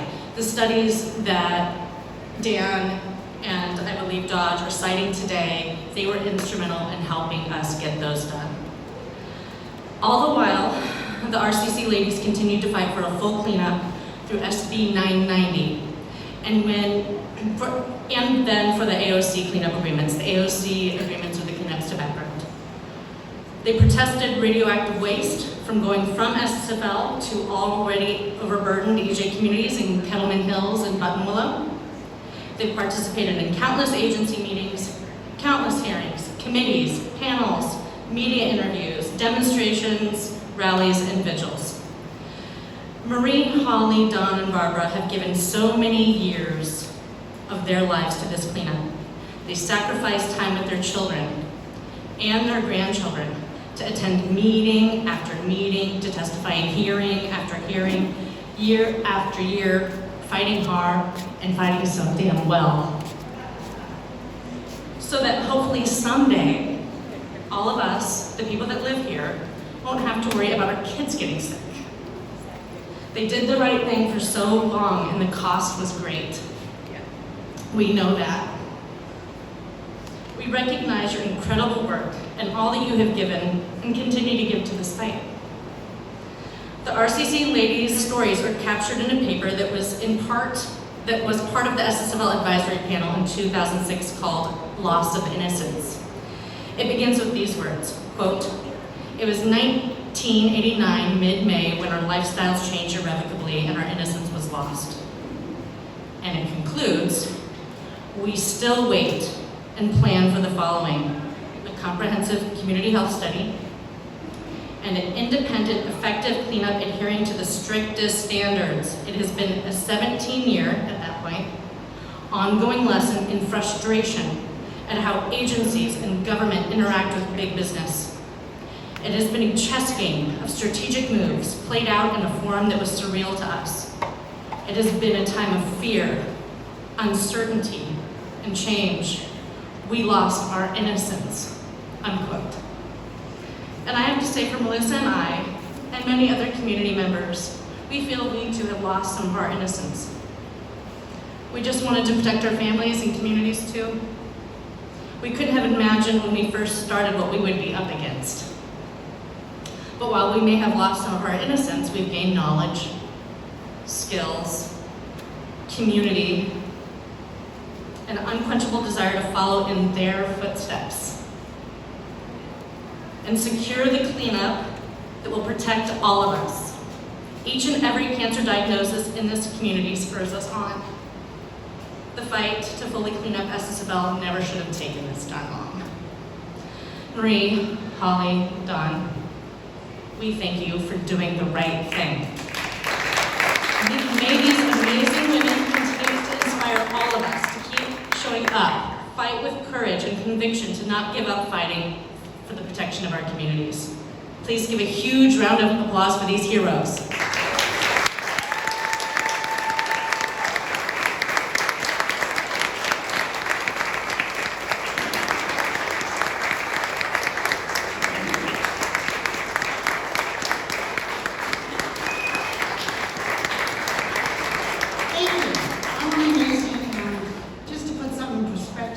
started this, my daughters were 9 and 11. They are now 43 and 45, and I have 4 grandsons. So it's been a long haul, and never did we think we would be a generation of moms turning it into other moms. That's the sad part. We wanted it to end with us, and instead it continues on. So we're so thankful for this group that came on, because we're getting tired. And it's been a long 35 years. So thank you all for being here. Thank you.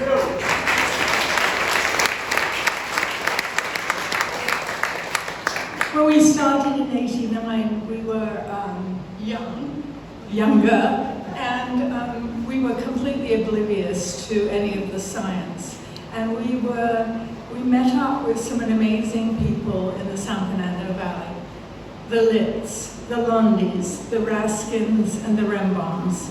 They were all wonderful, seasoned, clever people who got us in touch with Dan. And our journey began with the Rocketdyne Cleanup Coalition.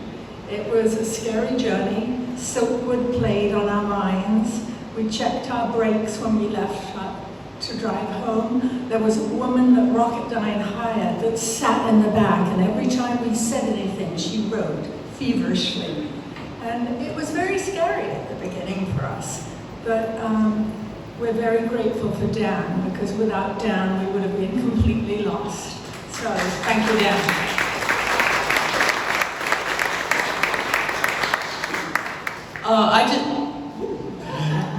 I just want to give my thanks to Dan, because none of us would be here right now if it weren't for Dan. Dan is amazing, and he needed us and we needed him, and here we are 35 years later still trying to get something done. So we've had many disappointments through the years, as you can well imagine. And I'm glad to see the next generation came up, and they're going to pick up and keep moving. And we're still back here. And we do want this community cleaned up. Too many of us have been sick, including myself. And I know it's from the site, even though I can't prove it.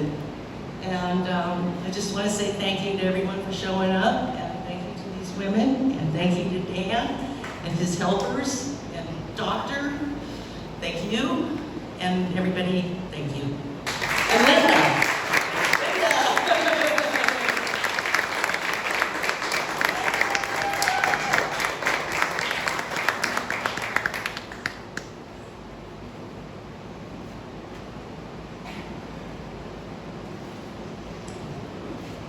So next I'd like to welcome our next speaker, who is Larry Yee. Larry has lived in Ventura County for the last 38 years. He's worked nationally to develop sustainable food systems, and he served on the LA Regional Water Board from 2012 until 2022, when he was asked to resign because he was opposing what the DTSC was doing with the cleanup of the Santa Susana Field Lab. Welcome, Larry, thank you.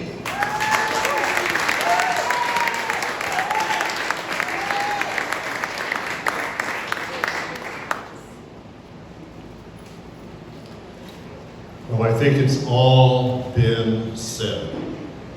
There's really not much more that I can add, because it's all been said. But now this will just have been a barn full of words and stories and experiences, of sentiments, if we can't convert this now into action.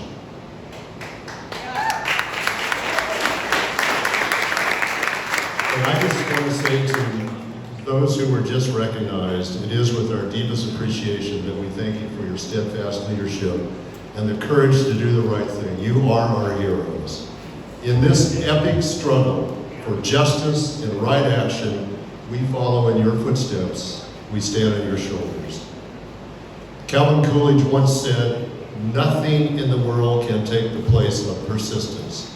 Persistence and persistence and determination alone are omnipotent." For many years, in fact decades, we have been ever vigilant and persistent against tremendous odds in pushing for a full cleanup of the Santa Susana field lab. We have pleaded, we have petitioned, we have protested, and we have demanded that the responsible parties do the right thing and clean up the mess they've left behind. But sadly and dishearteningly, our efforts thus far have proved fruitless. In fact, according to the records I've seen, Ventura County alone has declared its official position requiring a full cleanup to background in letters, resolutions, and legislative agendas 14 times since 2007, when the first consent order was agreed to that required the cleanup be done by 2017. And through this long history of advocating for the right action, there is one person who, more than anyone, has persisted with dogged and unwavering determination to have the Santa Susana Field Lab fully cleaned up, to remove once and for all the danger that remains ever present and pernicious at our doorstep. He has always placed service above self, thus he did not want to be recognized by receiving an award today. But we would be terribly remiss if we did not acknowledge his years of tireless service and dedication. In 1979, when he and his students at UCLA uncovered the 1959 partial nuclear reactor meltdown, he had no idea that he'd still be leading the advocacy effort for the cleanup today, now 45 years later. We are forever indebted to the unflagging leadership, mentoring guidance, technical expertise, strategy brilliance, undaunted courage, and yes, the persistence of Daniel Hirsch. Please join me in applauding Daniel.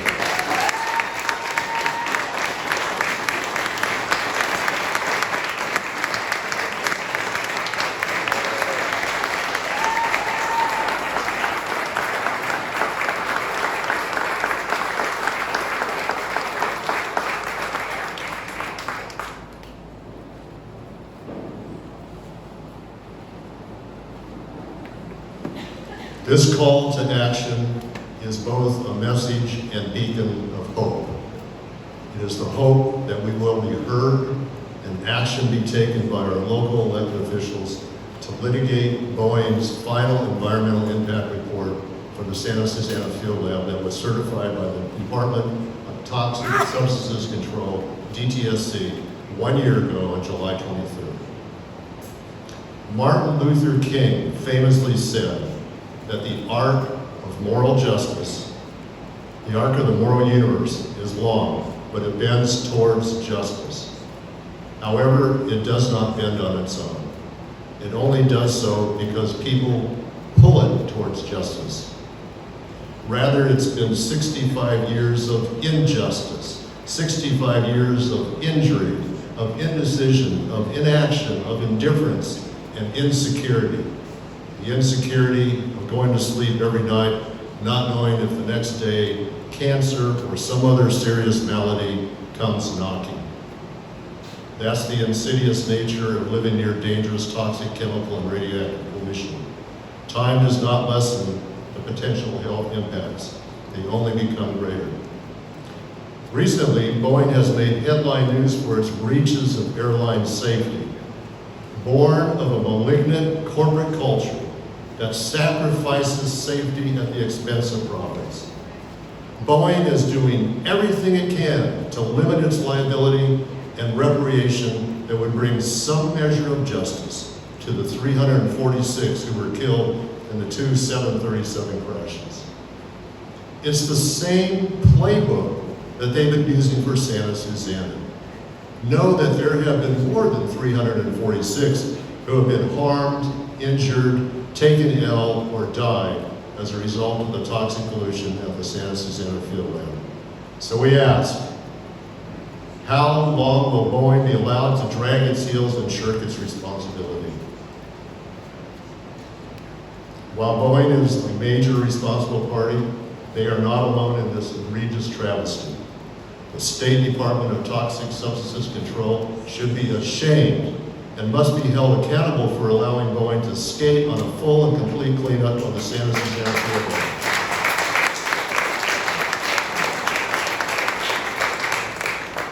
date, DTSC has proven to be ineffective and negligent in holding the polluters responsible. It is clear that Boeing and DTSC have conspired to minimize their plans for a full cleanup action. Worse, DTSC has had a deaf ear to the public they are sworn to protect. For years, DTSC has demonstrated a fundamental lack of transparency and public participation.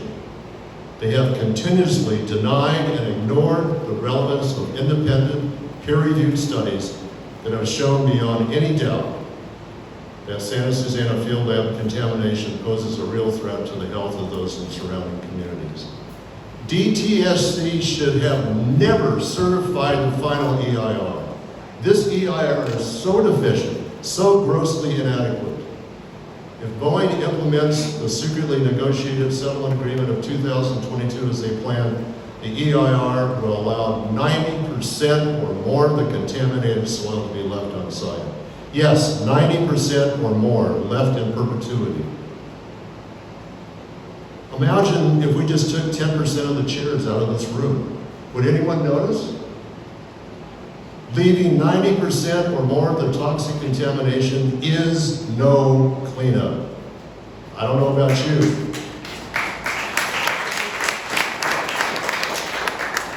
I don't know about you, but I've always been taught that if you make a mess, you clean up after yourself. Or leave a place cleaner than how you found it. Sadly, our government and a major corporation have failed to live up to these two simple principles. And in doing so, over the years, they have demonstrated they cannot be trusted. Moving forward, the 10-day campaign that we are starting today is directed at our local elected officials. They were elected to represent us, not Boeing, not DTSC. They alone have the power to make a decision that will begin to bend the arc of justice towards Santa Susana. To the electeds who have joined us today, as well as those who were unable to attend, I say this. Until one is committed, there is hesitancy, a chance to draw back, always ineffectiveness. But once one commits, then providence moves too. Electeds, do not hesitate any longer. Do not draw back from making the right decision. Take action now. We demand that you sue the state over a woefully and inadequate and insufficient environmental impact report. Insist that the cleanup be a full cleanup to background. To do less would perpetrate this 65-year-old catastrophe. Protect our children, protect those children yet to be born, protect our precious and beautiful environment. Litigate now.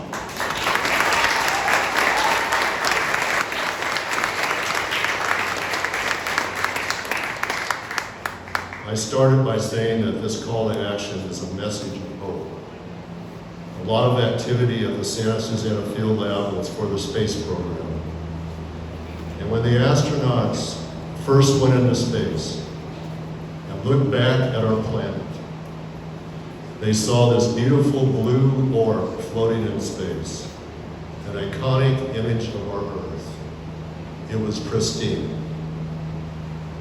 Looking forward into the future, that is the hope and the vision we want to hold about Santa Susana. Thank you.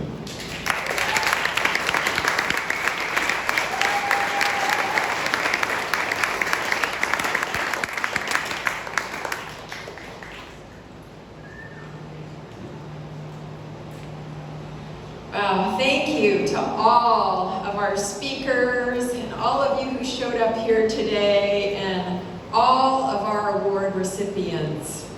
We need to let our local officials, the LA Board of Supervisors, Ventura County Board of Supervisors, Simi Valley City Council, and LA City Council know that all of our eyes are on them. Here's a few of the things that you each can do, because it's going to take all of us putting pressure on the electeds. We have a 10-day campaign happening. There's a little sheet on your chair. There's also a table in the back with QR codes. You can put your phone up to it and it'll immediately take you to a site where you can email all your officials right now. You can go to meetings and speak directly to the officials. You can email them. You can telephone them and tell them they must act now, protect the future generations. You can also pledge your support by adding your name, again in the back table, to an open letter that will be presented to our elected officials and potentially published in local media outlets. And please follow the Parents Against Santa Susana Field Lab on Instagram, TikTok, and Facebook. They're going to be sharing a lot that you can reshare to social media and to your groups. And please join us in this 10-day campaign. Let's get this taken care of now so that we don't have to come back next year and commemorate another anniversary of this disaster. Thank you all so much for coming.